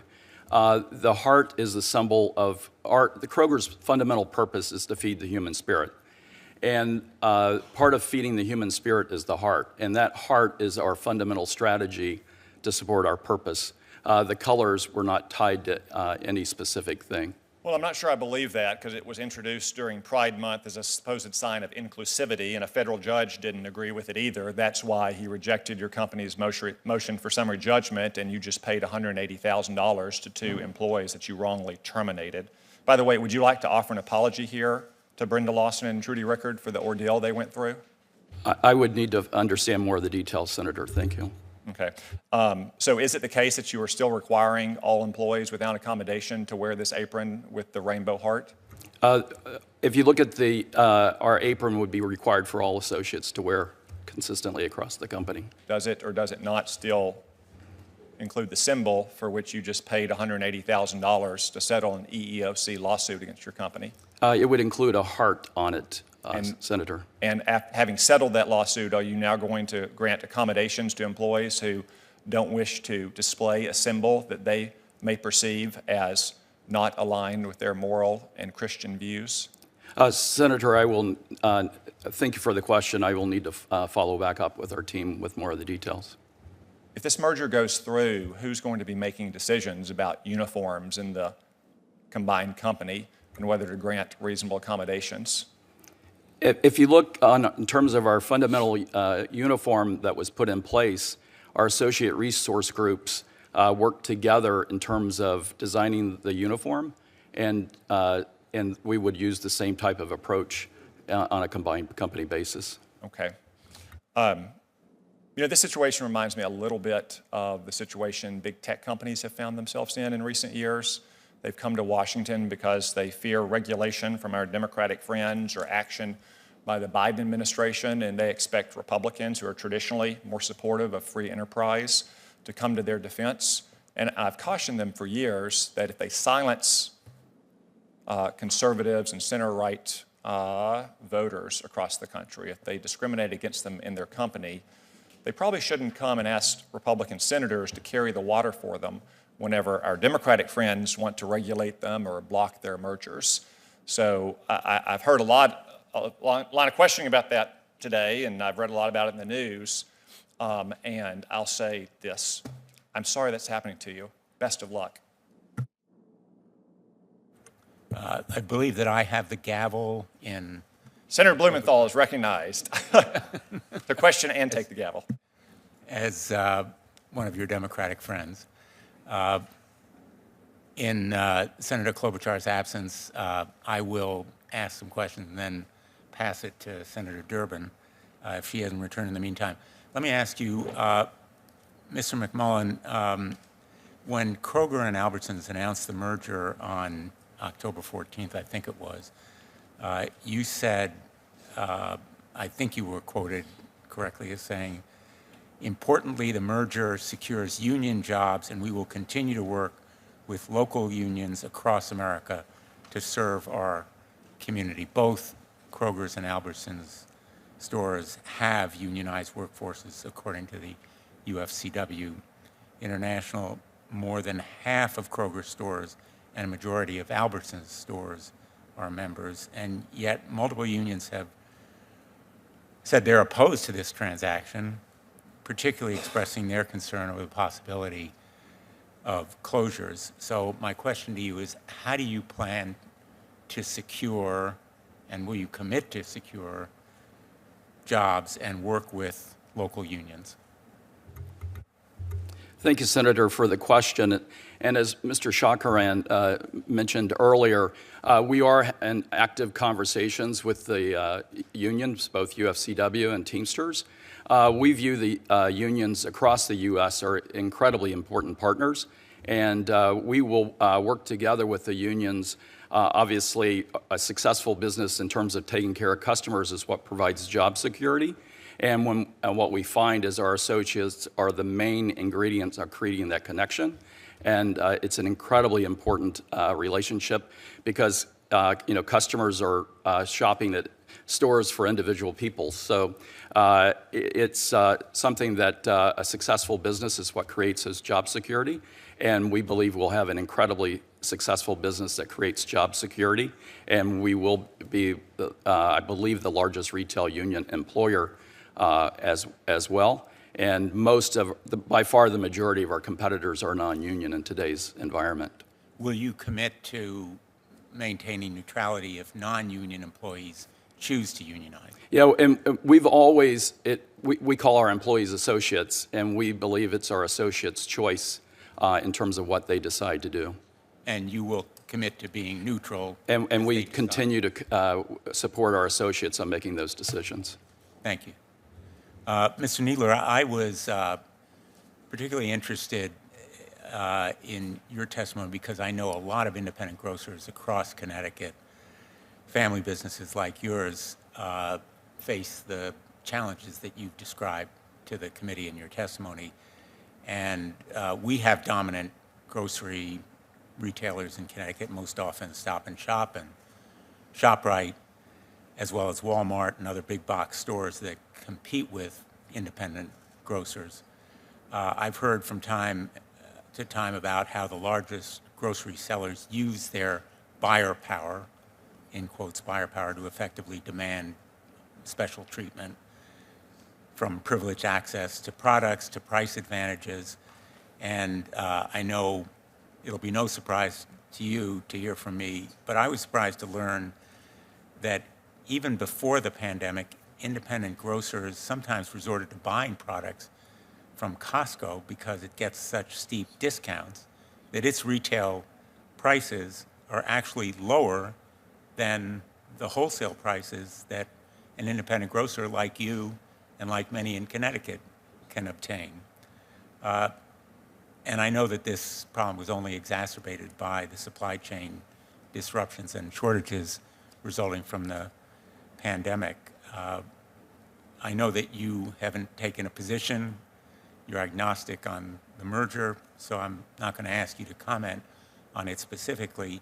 But in your experience, how important is it that your large competitors' size their ability, use their ability, exploit it, their buyer power to achieve special treatment? And how would you expect the combined firms' increased buying power to affect their smaller competitors in the market? Thank you, sir, for your question. Look, we compete on service, quality, assortment, overall shopping experience, but the number one variable that a consumer has to decide on is price. And if the largest can exert so much power to get terms, conditions, in many cases, you hear that Walmart doesn't even pay for the product till it's been sold. That is the complete opposite for me. I'm paying for it at the back door in some cases, and whether it sells or not. So you have access to capital that they will have access to capital that the small independent won't get. They will have access to products in sizes and in cost that we'll never get to see. And if that is used inappropriately, ultimately the consumer will choose with their pocketbook, and that will not end well in the long term. I think if you look at it on a time continuum, what happens is that they will continue to exert the pressure for the suppliers, the CPGs. They'll get better costs and consequently be able to run more volume, and then consequently be able to run lower margins, ultimately putting that pressure on the independent who have already higher costs and lower volumes, which takes the rest of the P&L a little bit out of whack. So at the end of the day, those folks having more buyer power, if it is not controlled through transparency and enforcement of RPA, I mean, there's already guardrails there. All we're asking is, hey, let's just keep those guardrails there. If there's consolidation, fine, but let's just make sure that we all have a level playing field. And say, if you're going to buy in similar quantities, and I think people ask oftentimes, what are similar quantities? Study after study show that, if you're buying in truckloads, your buying is almost as efficient for the supplier as you can. I'm supplied by 2, 3 multi-billion-dollar wholesalers that, they're buying it very efficiently. But for some reason, we're still not able to get it at the rates that some of these power buyers are. Keep the guardrails and enforce them. That's the idea. Thank you. Thank you very much, Senator Blumenthal, for your leadership in this area as well. Next up, I'm going to call on Senator Hawley, but I'd first like to enter into the record a letter number of letters from Representatives Jayapal, Nadler, Cicilline, and Smith, as well as a letter from the United Food and Commercial Workers, as well as a white paper from the National Grocers Association. Any objections? It's so entered. Senator Hawley. Thank you very much, Madam Chair. Thanks to the witnesses for being here. Mr. McMullen, Mr. Shankaran, let me start with you. In the course of preparing for this hearing, I came across a slide deck that was apparently prepared by both of your companies together. I've got it here. On one of the slides, you talk about your complementary ESG strategies, and you put this forward as a reason to move forward with the merger. Now, ESG refers to environmental, social, and governance considerations. And you talk here about your shared commitment to workforce diversity, equity, and inclusion. So let's just talk about that for a second, if we could. Maybe let's start with you, Mr. McMullen. Give me your sense of what you mean by workforce inclusion. Does that include religious commitments? Are those relevant to workforce inclusion? Yeah, when you look at our overall ESG commitments, obviously the amount of impact that we have from an energy usage standpoint is incredibly important. To have a company that's inclusive in terms of from diversity, equity, inclusion, that means including everybody. People are promoted and rewarded based on their success and ability to be a leader in the organization and contribute to the organization. And we do not make judgments on anybody in terms of any of their personal beliefs, and do not think that's appropriate either. So that includes people of faith, I think is what you're saying. It includes everything. So has your company ever fired an employee or disciplined an employee for their religious beliefs? Not that I'm aware of. Well, that's interesting because Senator Cotton just read at some length into the record an EEOC lawsuit. That's a government lawsuit, which your company just settled after an adverse ruling by a federal district court, in which you apparently took disciplinary action to the extent of firing employees in Arkansas based on their religious beliefs. Do you think that's workplace inclusion? Well, as I told Senator Cotton, I personally am not aware of the details of that. How is that possible? You're being sued by the federal government. You've settled the suit, and you don't know about it? No, I do not always know about it. Well, that's extraordinary. Do your shareholders know about that? I mean, what else do you not know about? What about you, Mr. Shankaran? Has your company ever fired someone like Mr. McMullen's has based on their religious beliefs? Senator, nothing that I know of. When we think about our diversity and inclusion agenda, Senator, we work in communities, we're in Chicago, we're in Alaska, we're in Montana, we're in DC, and we make sure that our stores represent the communities that we support, and we recruit from the communities to serve the communities. That's the fundamental principle of our diversity and inclusion effort. Let me just ask you about this. Why would having complementary ESG strategies be a justification for a merger? Why would that be relevant at all? Well, if you look at some of the things that both of us have done, from Kroger's commitment to zero hunger, zero waste, and we've made the commitment, if we operate in a market, there'll be zero hunger in that market, and we'll work with everybody, and especially food banks. We've provided 2.3 billion meals. By merging with Albertsons, as an example, we'll be able to have that positive impact and really further grow on what both of our companies have done individually. Don't you think you should be asking what positive impact you're going to have on the people you serve? Like, for instance, the ability to provide food at a reasonable cost to people who need it, the ability to actually offer a product that consumers need and want. You know, here's what I find interesting. Lena Khan sat where you're sitting, the chairwoman of the FTC, just a few weeks ago, and she testified under oath that she's seeing an accelerating trend of companies justifying mergers on the basis of ESG, as if that should somehow allow them to evade scrutiny for the merger. She testified that she thought it had absolutely no relevance whatsoever, and I think that she is absolutely correct. The fact that you're using this as a justification for your merger, I think, frankly, is ridiculous. But maybe let's talk about one or two things that I think are relevant.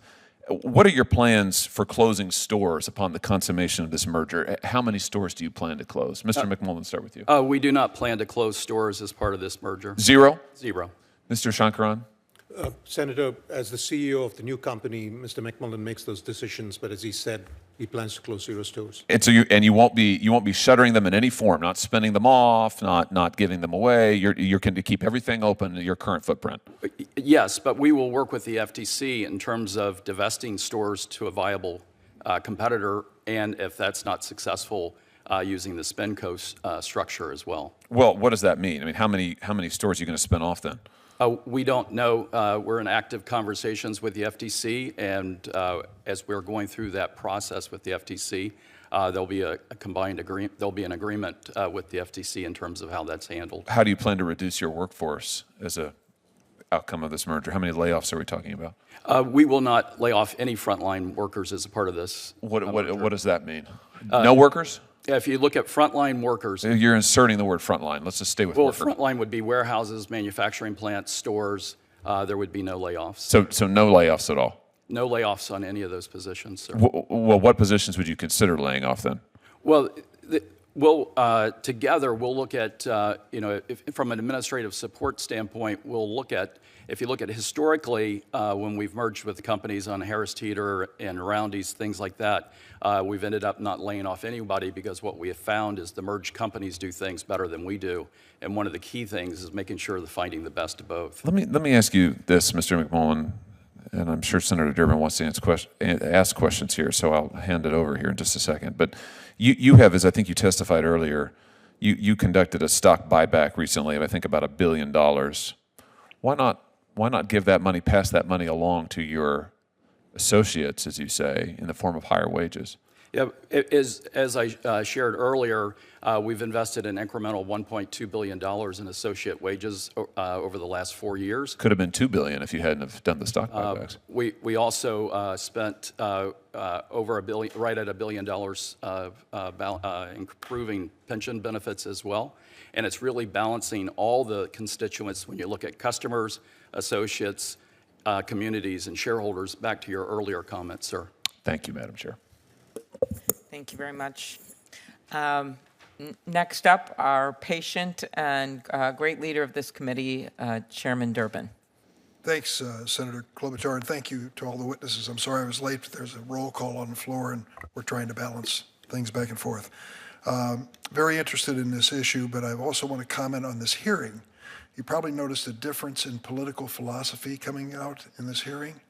Some of us believe that the so-called ESG, environmental concerns, concerns for diversity and the like, are really part of responsible corporate citizenship. And we believe you can be profitable in America and be respectful of your employees, regardless of their background. And you can also be profitable in America and sensitive to the fact that we are living through climate change, and we all have to be part of the solution. So there is a difference of opinion on this side of the table I'd like to express. I'd like to ask Mr. Sharma, if I can. After all of your statements, and I've read through them, it's pretty clear to me that you don't see any redeeming feature in this merger. Yes, I do not. Just because what the companies are doing today, they might be lowering prices, is what they're doing today. What matters is what the structure of the market will be after these companies merge. And even if they sell a few stores, it's going to take competition out of the market. So prices will go up. In fact, there's a 2012 FTC study which looked at retail mergers for grocery stores, and it said if a market is already concentrated and companies merge, prices will go up. Can I also touch on the question of wages, by the way? You know, there's wages, and there's $1 billion which the companies claim they'll pass on if they merge, if they've committed, etc. But how are these wages set by the companies? I mean, these are profit-maximizing companies.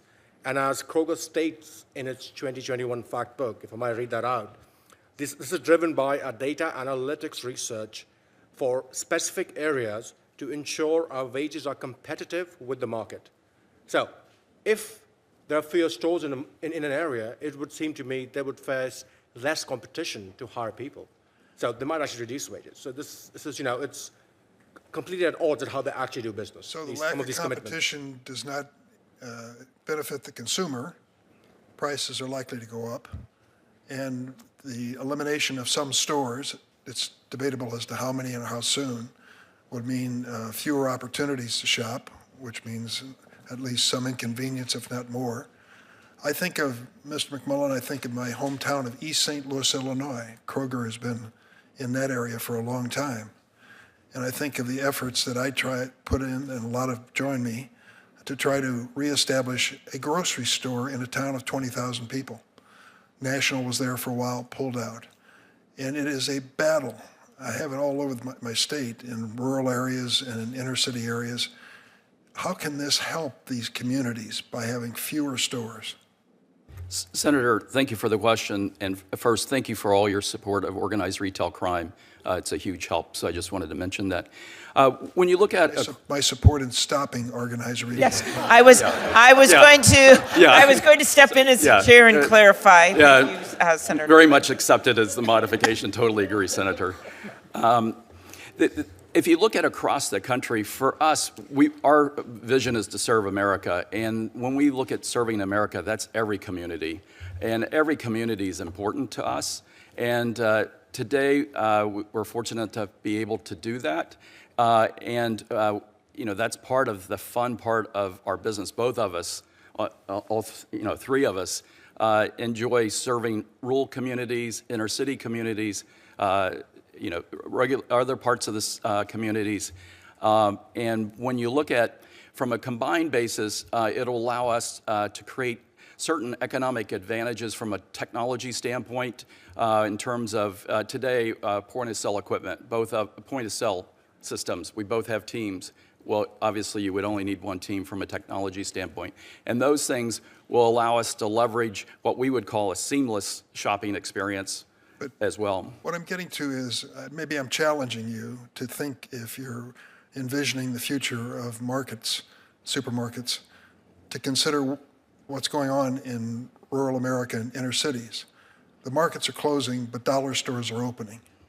And sadly, the groceries that are available to people in those dollar stores are limited, expensive, and really don't embrace things like fresh produce very often.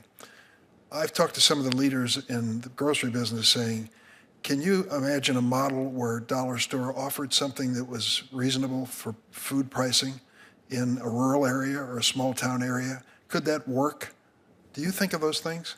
Absolutely. From the people that we compete against, we would look at dollar stores, Walmart, Costco.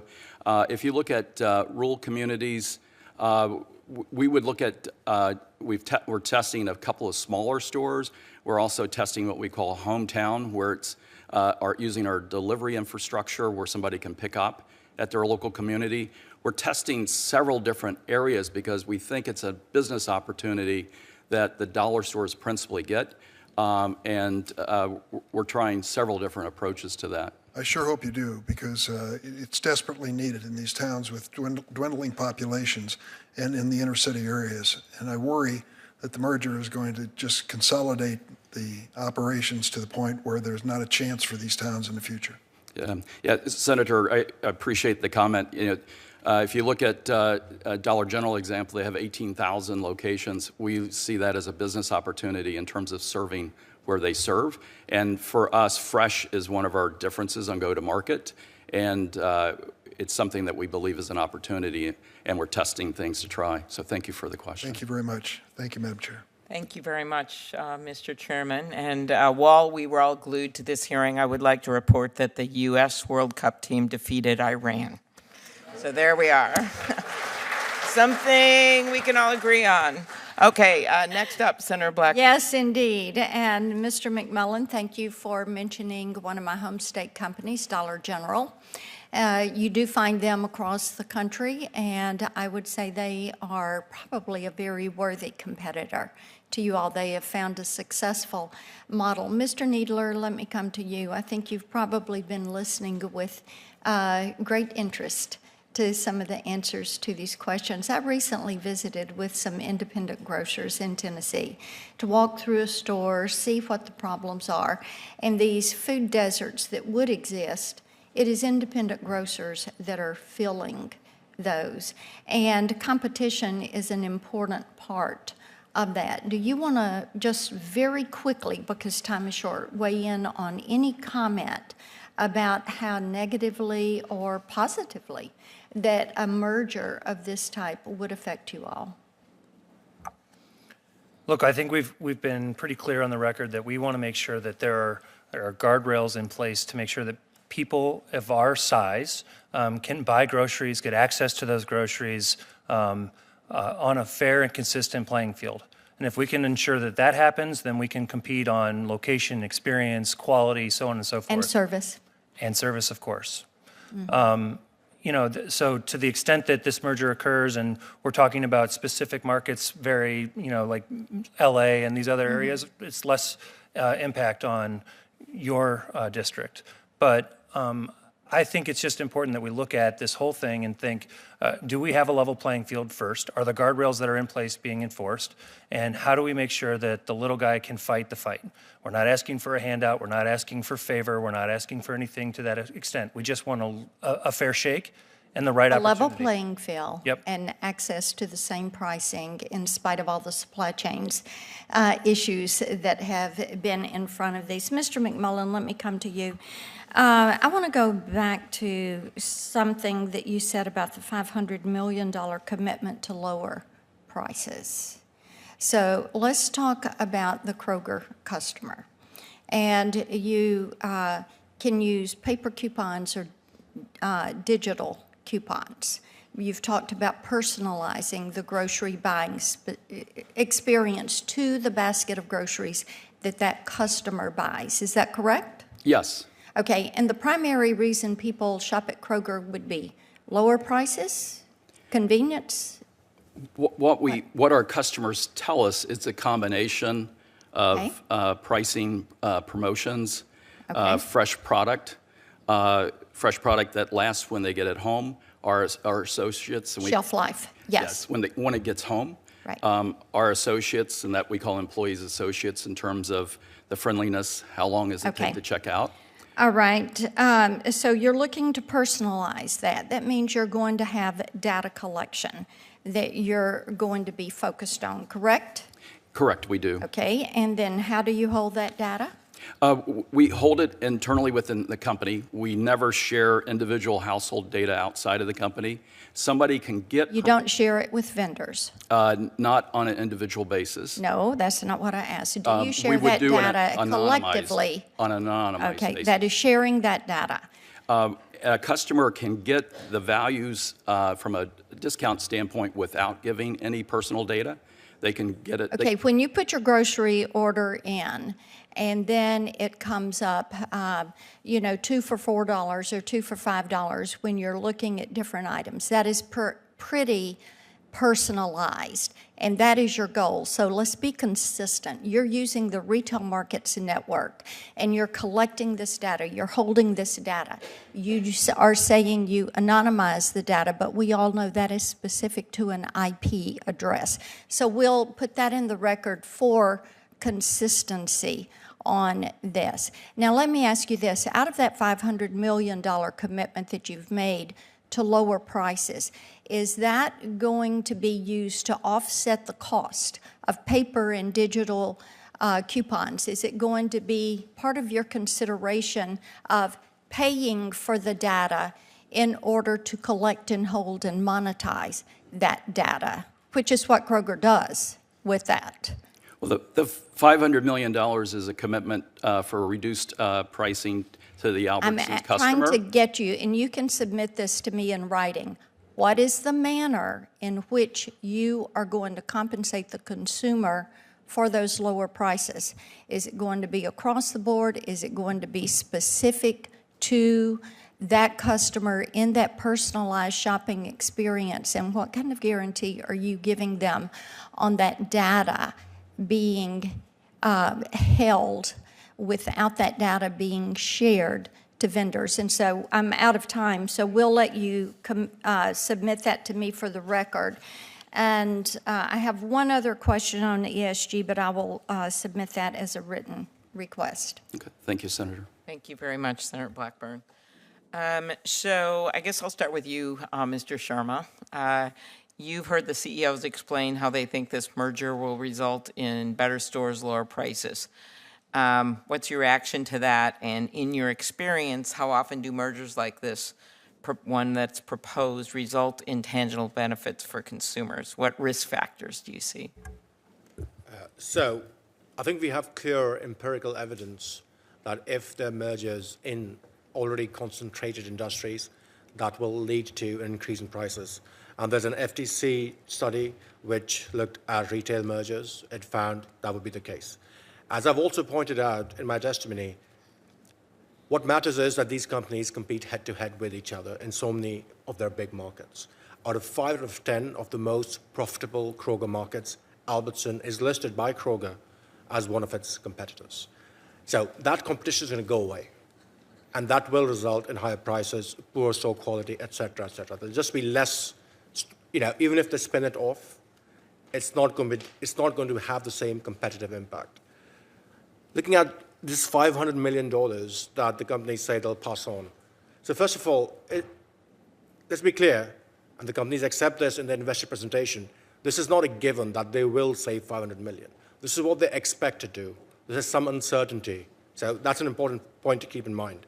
The loss in competition is certain. These expected efficiencies are uncertain. It's over a 4-year period. It's a one-time cost saving. So I'm not sure how that would affect prices going forward when there will be less competition.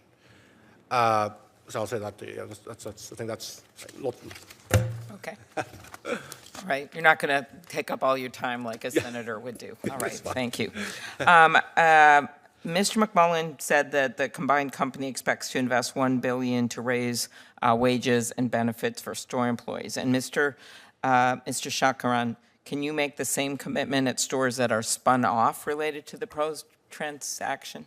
Senator, to the extent it is part of SpinCo, we will continue to pay competitive wages. We've got a history as a company of raising wages every year over the last several years since the merger with Safeway. Those principles will remain because that's how we celebrate our workforce. There are going to be stores that are divested that are not part of our SpinCo, will be divested to other buyers who are hopefully credible buyers. I cannot make commitments for them, Senator. Okay. I'm going to get at something that Mr. Needler was raising about buying power and the like.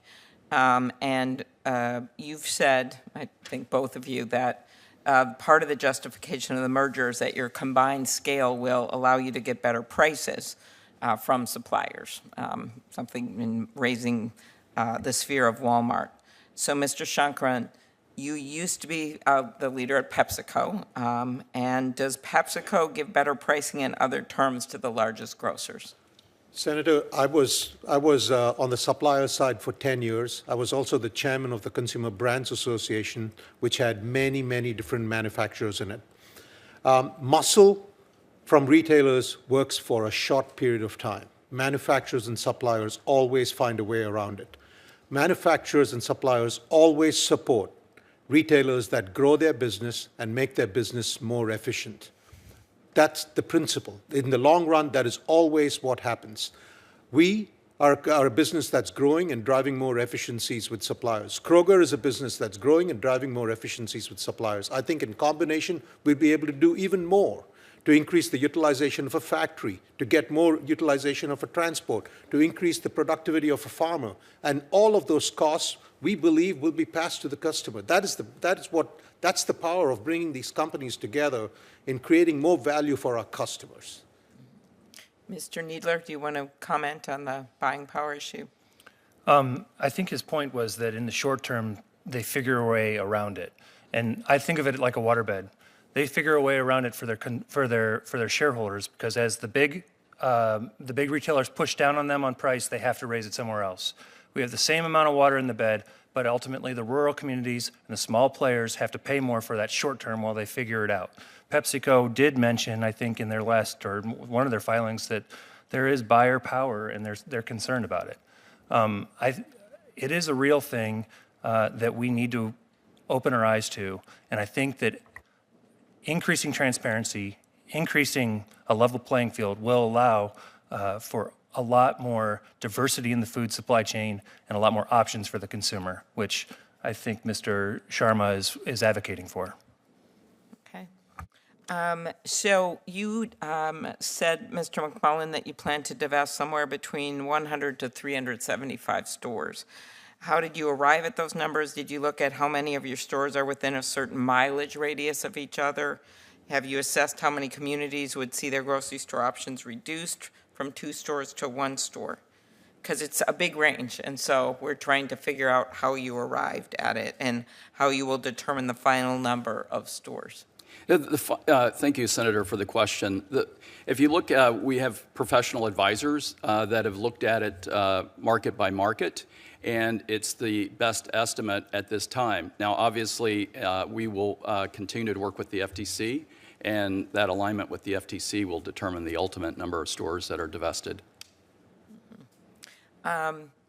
So, Professor Sweeting, you wrote in your testimony that data on what different grocery chains customers can go to can be useful to antitrust enforcers, but that data can produce misleading results. And you said you often visit both Safeway and Whole Foods, but it doesn't necessarily suggest you would switch more spending to Whole Foods if Safeway prices went up.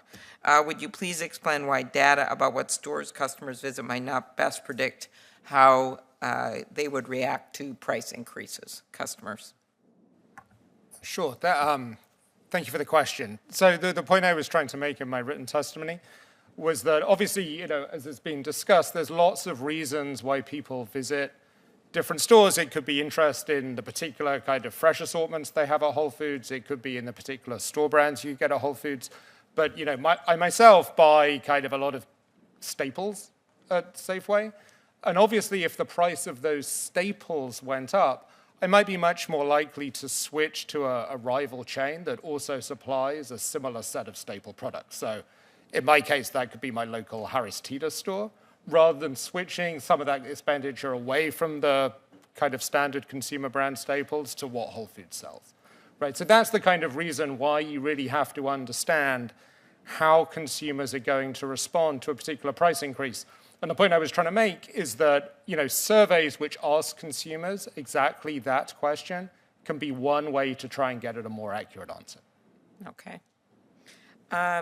Just a number of questions that are somewhat unrelated, but I think important to ask. I'll go back to you, Professor Sweeting. You have studied the impacts of mergers on prices and found that while some companies are able to find efficiencies after a merger, those savings are not typically passed on to the consumer, something I just asked Mr. Sharma about. Are you concerned that this merger will fail to lead to lower prices? And are there any tools available to antitrust enforcers that can be used to ensure that transactions like this one develop the benefits to customers? Okay, so there's quite a few questions there. So Yes, I know. I will try to unpack them a little bit. So, the key thing economists do, including those at the agencies, when they assess a merger, is they're going to try and look at what is going to go on with the long-run incentives that the companies have to lower prices and expand output and offer better quality and service. So what that usually does involve an assessment of, are these efficiencies really likely to be realized? Are they ones that cannot be realized through other means? And are they really going to affect a firm's incentives on the margin in the sense of being things that really reduce marginal costs and incentivize a firm to grow output? If those efficiencies are there, then we understand it could be possible that that's going to offset some of the anti-competitive incentives that will be created by the reduced number of competitors. And therefore, it depends on how much of those lower marginal cost efficiencies are going to be passed through. So I have some research, as you referenced, that presents some assumptions under which the degree of pass-through of efficiencies will be lower than the standard models which agencies use to assess mergers would predict. And from that point of view, of course, while I would tend to be more concerned than some other people might be about whether the benefits of the merger are going to be passed through to consumers. But it's also important to realize that those models rely on some very kind of specific assumptions. So in particular, it depends on rival firms having imperfect information about how large the efficiencies are that are going to be realized. And then it also depends on the fact that the merged firm would believe that if they lower prices, rivals are going to respond by cutting their prices significantly. And that's going to be much more true when markets are already concentrated and when rivals' markups are already fairly large. So obviously this could, as Mr. Sharma suggested, explain some of the results that we have that grocery store prices have tended to go up quite a lot after mergers in already concentrated markets. But on the other hand, this is obviously a very kind of fact-specific question, and I don't know, how large rivals' margins are. I don't know exactly what rivals could expect or not expect after this merger. So I would say these raises possible concerns, but they don't necessarily tell you whether the FTC should block this particular transaction. Now, you also asked about the tools that are available to agencies to try and make sure consumers benefit. Obviously, some of the remedies that are available are more kinds of behavioral remedies, right? So one might view some of the kind of commitments that the parties are making as sounding a bit like some of the behavioral remedies to say we are going to pass some of these benefits through. On the other hand, enforcers are, for good reasons, fairly skeptical about the value of behavioral remedies in transactions because they understand that behavioral remedies don't change long-run incentives, and it's very hard to know if prices go down, what's going on with quality and service, for example, is that being flexed in another direction. So I think for that reason, the preference the agencies have for going for structural remedies, which will really, preserve incentives to compete in the local markets that we talked about, are the right way to focus. But obviously what's important is additional to thinking about kind of the number of stores is also to think about the viability of the divested business, making sure it has, the distribution centers, the private labels, the data, and the financial resources to actually compete in the market. So we don't have a repeat of what happened in the last one. Yep. All right. One last question, then I'm going to turn over to Senator Lee, and I'll go vote, come back, because we have a seamless merger in our chairmanship of this committee. I brought up when I was talking to Mr. Needler, you've missed some very incredible analogies Mr. Needler has shared, including one about a waterbed that you may want to ask about that I thoroughly enjoyed. Professor Sweeting, you have talked about in your written testimony about the importance of our resources, given what we are up against, whether it is the tech companies. Senator Lee has done a lot of work with respect to Google, whether it is, as I mentioned, the Ticketmaster situation. And these agencies are basically a bit of a shadow of what they were even under Richard Nixon. Yet the consolidation and the companies have grown to some of the biggest companies the world has ever known. And so taking it out of this discussion about this particular merger right now, we have this golden opportunity on a bipartisan bill, which includes Senator Lee's work, to actually get some much-needed resources. Could you talk about the importance of doing that instead of just having these hearings, which are very, very important to give the information to the agencies and for us to shape legislation, but the key importance of giving the enforcers the resources they need to shape what you have been talking about, which is either guardrails, or it is enforcement of consent decrees, or it is denial of petitions if they don't have the resources to do it. Sure. So additional funding for the agencies, I think, will be used in a number of very productive ways. So obviously I talked about, surveys as being one type of, tool you can actually use within investigations that can lead to better assessments, but are very expensive to conduct. So those kind of tools would become available. But what I would really like to highlight is probably the fact there is a very strong complementarity between research activities that the agencies can conduct and investigation outcomes, right? So actually, antitrust enforcers have done research actually referring to a waterbed effect, like Mr. Needler I thought he just made it up on the spot. Right. So, but this is actually, so Thomas Valetti, who was EC, competition chief economist, he's written a paper about this very topic. And, it is actually that kind of research that's done by enforcers thinking about these real world issues that not only makes for good research, but can also drive investigation. So I mentioned the UK analysis of Asda and Sainsbury's. The waterbed effect was specifically something they thought about, both to understand the effect on other smaller, more independent grocery chains, but also on the effects of on suppliers and the ability of suppliers to come up with kind of new products that consumers want. Now, in the specific case, the CMA ended up deciding that even though they believed that that transaction was bad for other reasons, that actually the waterbed effect was not something that was going to be a significant result of that transaction. And that's a result of, fact-specific investigations.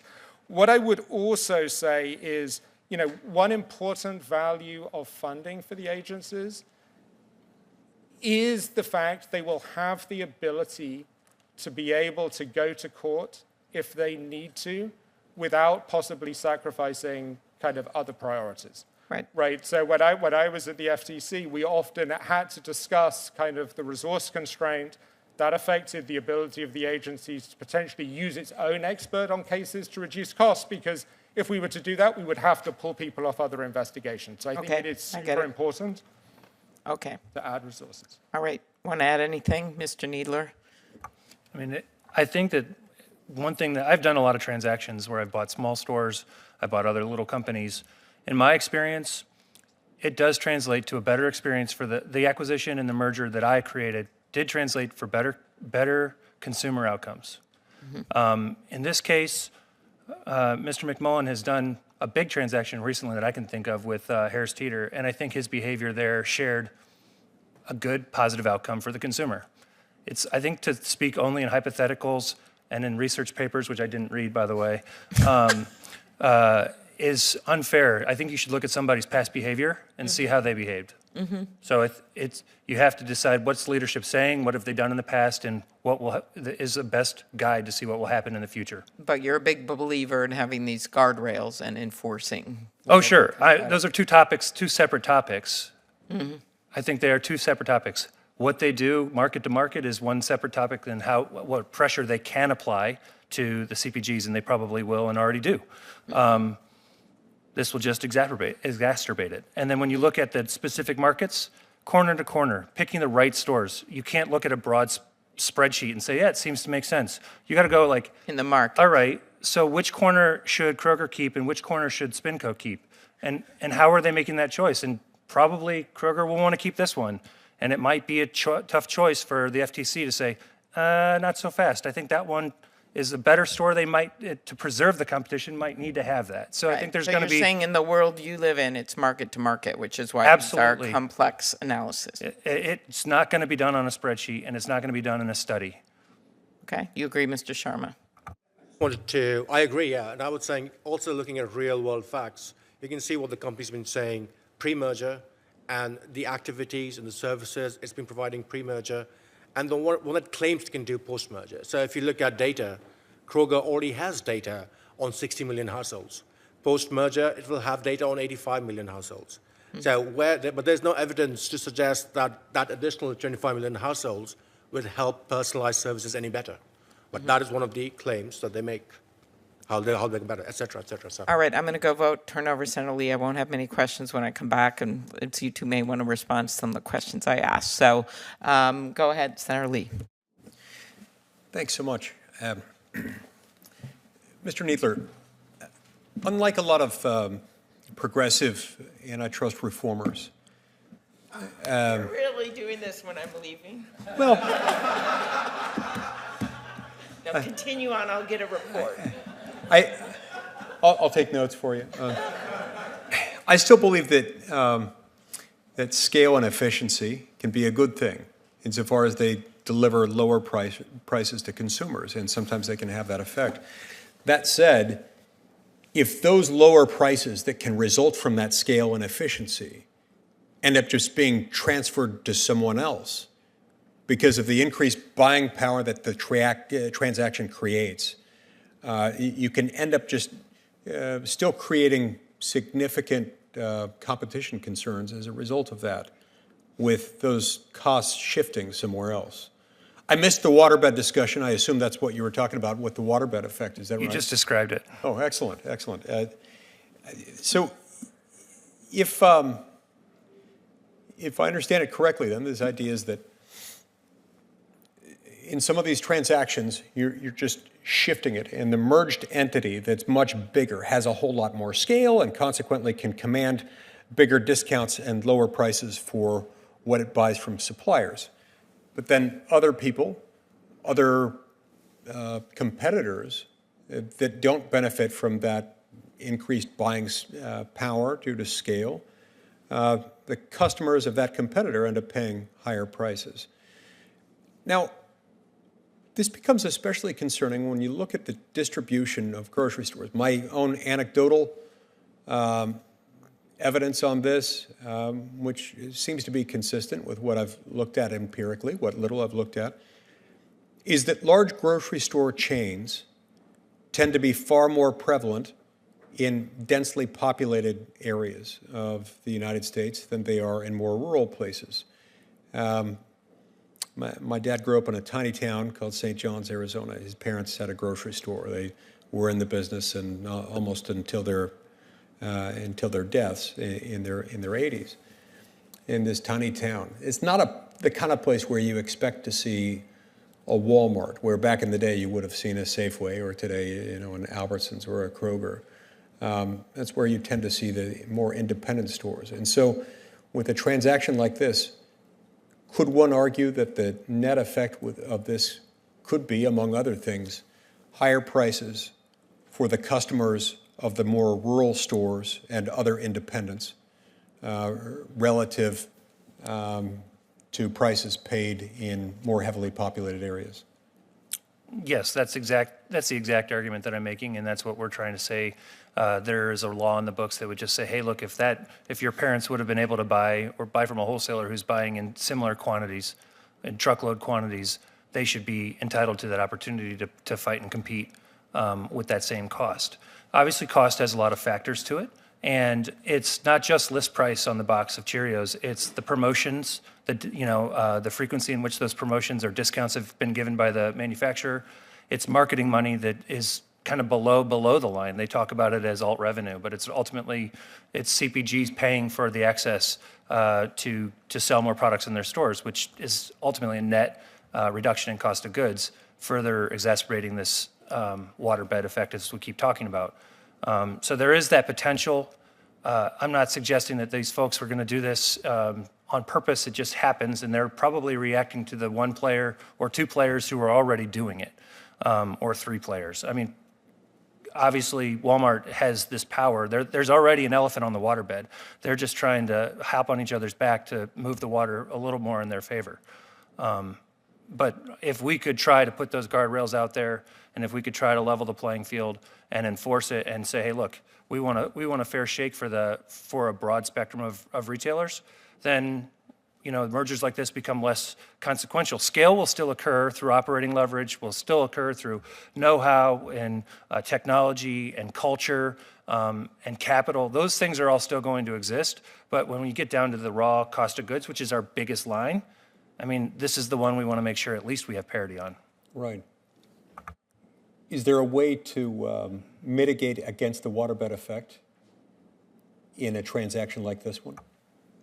Well, because you've acknowledged that there can be economies of scale. It's less about this transaction, sir. It's more about just overall oversight on a rule that's on your books. So either two ways to do it. You can dust off the rule and say, does this rule that's quite old apply to today's standards, and should it? And then do we need to rearm it with the proper tools to be enforceable?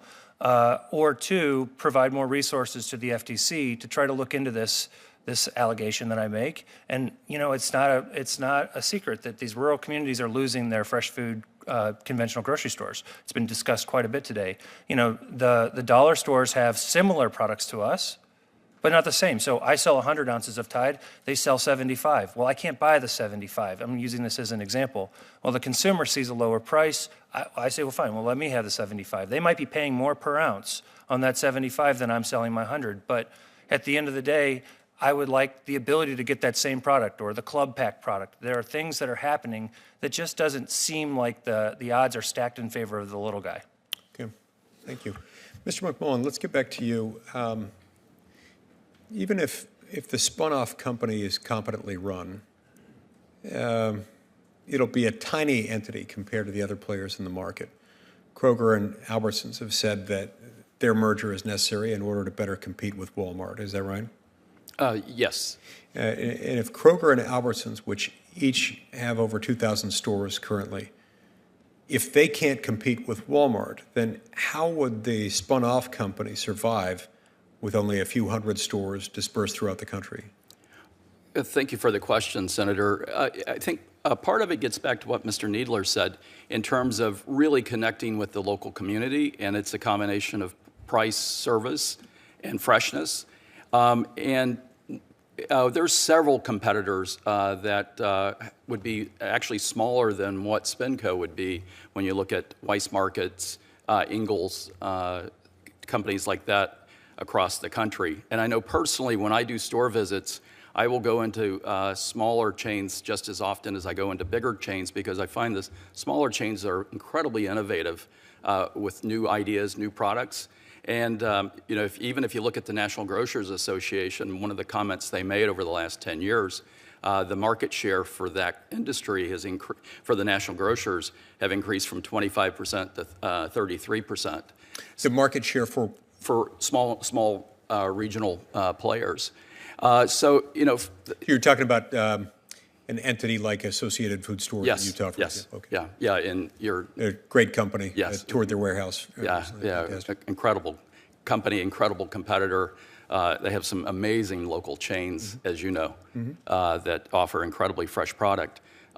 And what we look at is the customer really doesn't look at the size of the company; they look at the experience.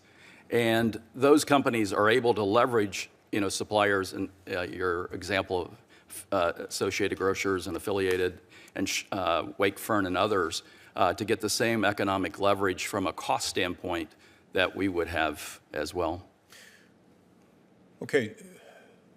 But if those other smaller players are going to be fine, doesn't that undercut the justification for the merger, for your merger? Yeah, if you look in terms of the way we look at consumer product goods companies, we really look at everything as a partnership and how do we work together to reduce or combine costs.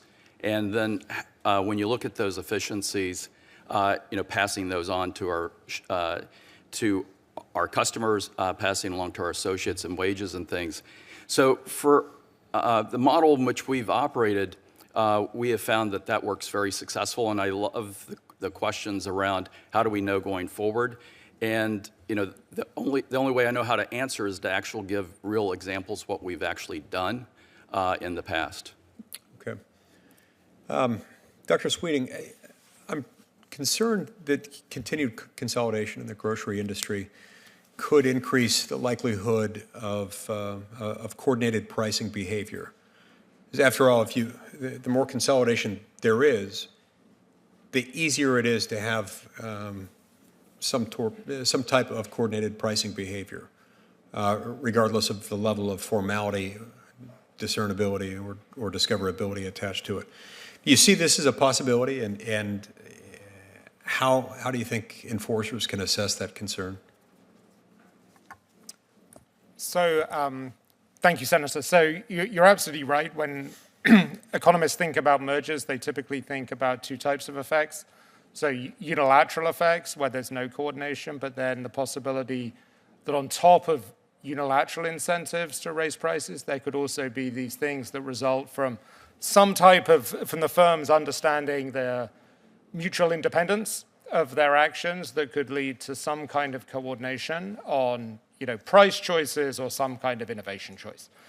So obviously within groceries, I mentioned the UK CMA report where they looked at a number of questions, including coordinated effects. So obviously, once again, it's a very fact-specific investigation to understand how these choices are made.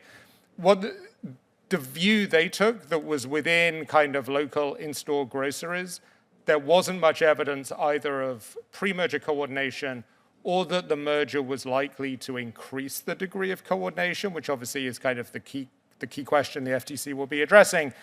As I mentioned, within the online channel, the kind of delivered grocery channel, they actually viewed the possibility of coordinated effects after the merger as being significantly greater, partly because you have these fees for delivery, delivery or for delivery passes, or how many, how big the time slot you have to sign up for could be, where they actually thought there was a greater degree of potential for coordination after the merger, even if there wasn't coordination before the proposed transaction. That makes sense.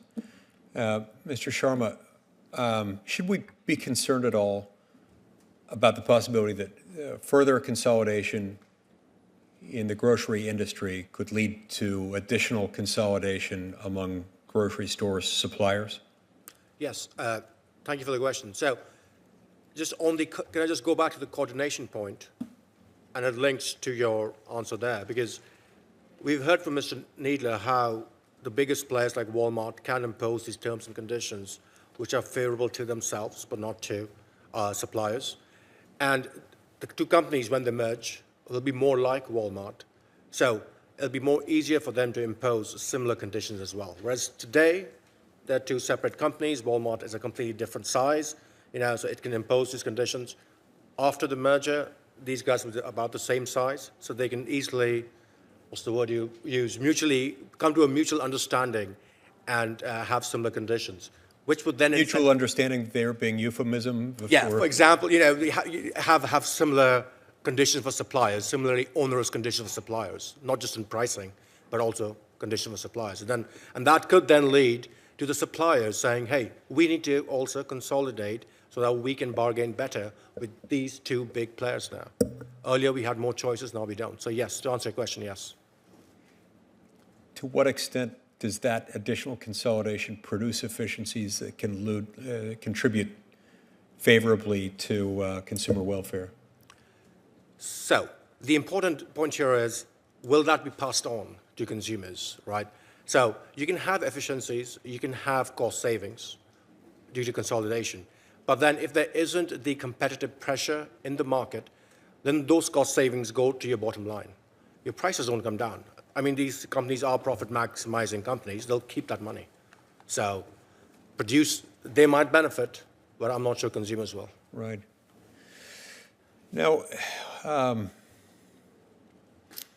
when grocery stores combine, we usually talk about local markets and about consumer prices, but the merger would also combine two large retail media networks.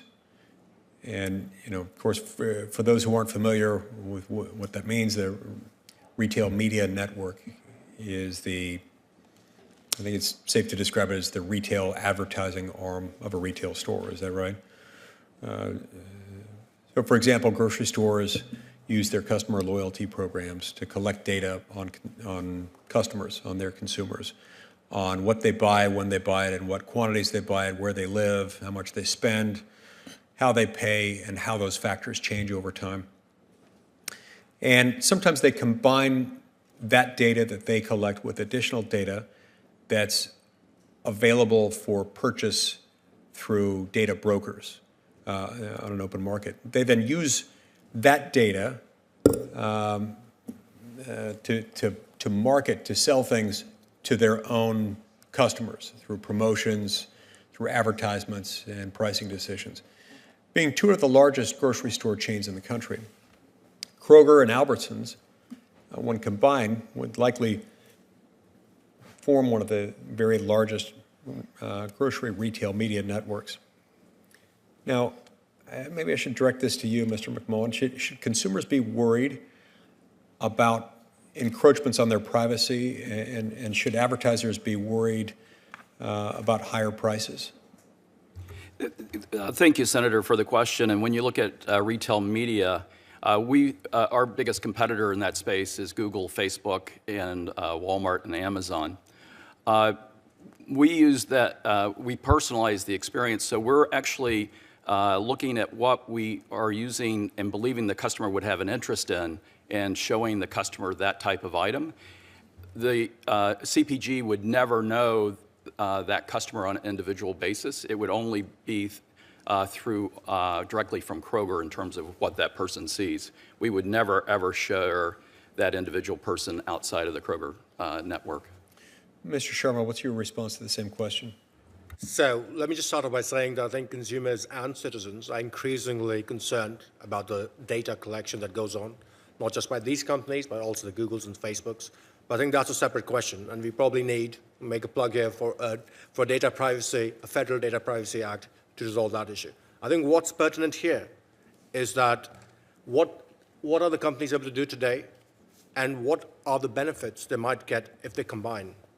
So they already have data on 60 million households. Kroger does. They use that to personalize, to give these personalized offers, give them coupons. They'll get data on another 25 million households. Plus, as you mentioned, they can already buy data from data brokers. So there are no efficiencies and no benefits of combining when you look at data, in my view. Thank you. Thank you for filibustering until I return, Senator Lee. That was not a filibuster. I could go on for another half hour. Oh, I have a feeling that might be true.